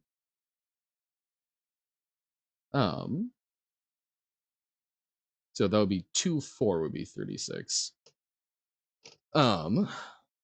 So no. Make sure they have the same amount of digits. Oh, gotcha. So you're saying like, so that would be 1, 2, 3, 4, 5, 6, 7, 8, 9, 10, 11, 12, 13, 14, 15, 16, 17, 18, 19, 20, 21, 22, 23, 24, 25, 26, 27, 28, 29, 30, 31, 32. 1, 2, 3, 4, 5, 6, 7, 8, 9, 10, 11, 12, 13, 14, 15, 16, 17, 18, 19, 20, 21, 22, 23, 24, 25, 26, 27, 28, 29, 30, 31, 32. So yeah, 32, definitely same number of rows. 32 by 10, so 320 characters per side. Hmm.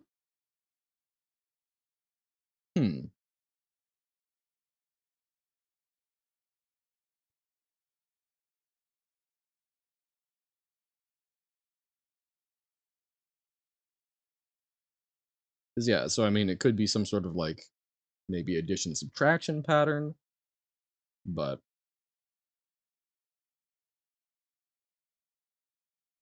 dubious.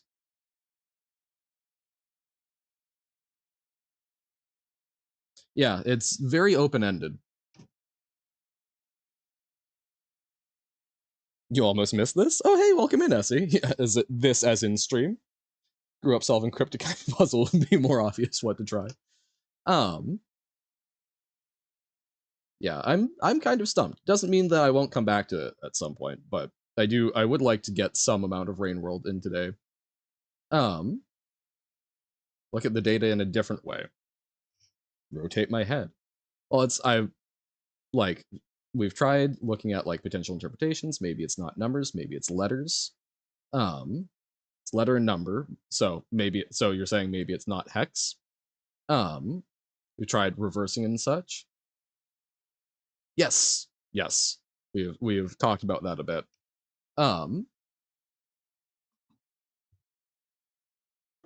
But like the biggest thing I can see is that there tend to be like 7 is one of the most standout numbers over here, while 6 seems to be more standout over here, but I haven't actually counted it. But it is encoded in hexadecimal. Okay.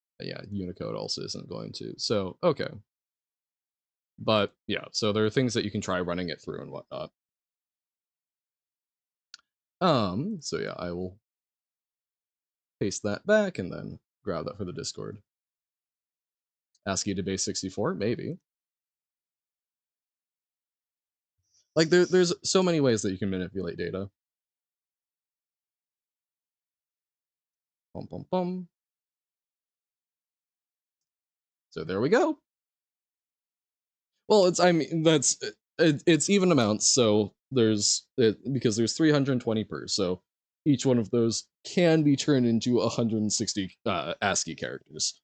Um, but yeah, number of ways. Huh? No, I did, but it's currently the way it's copied.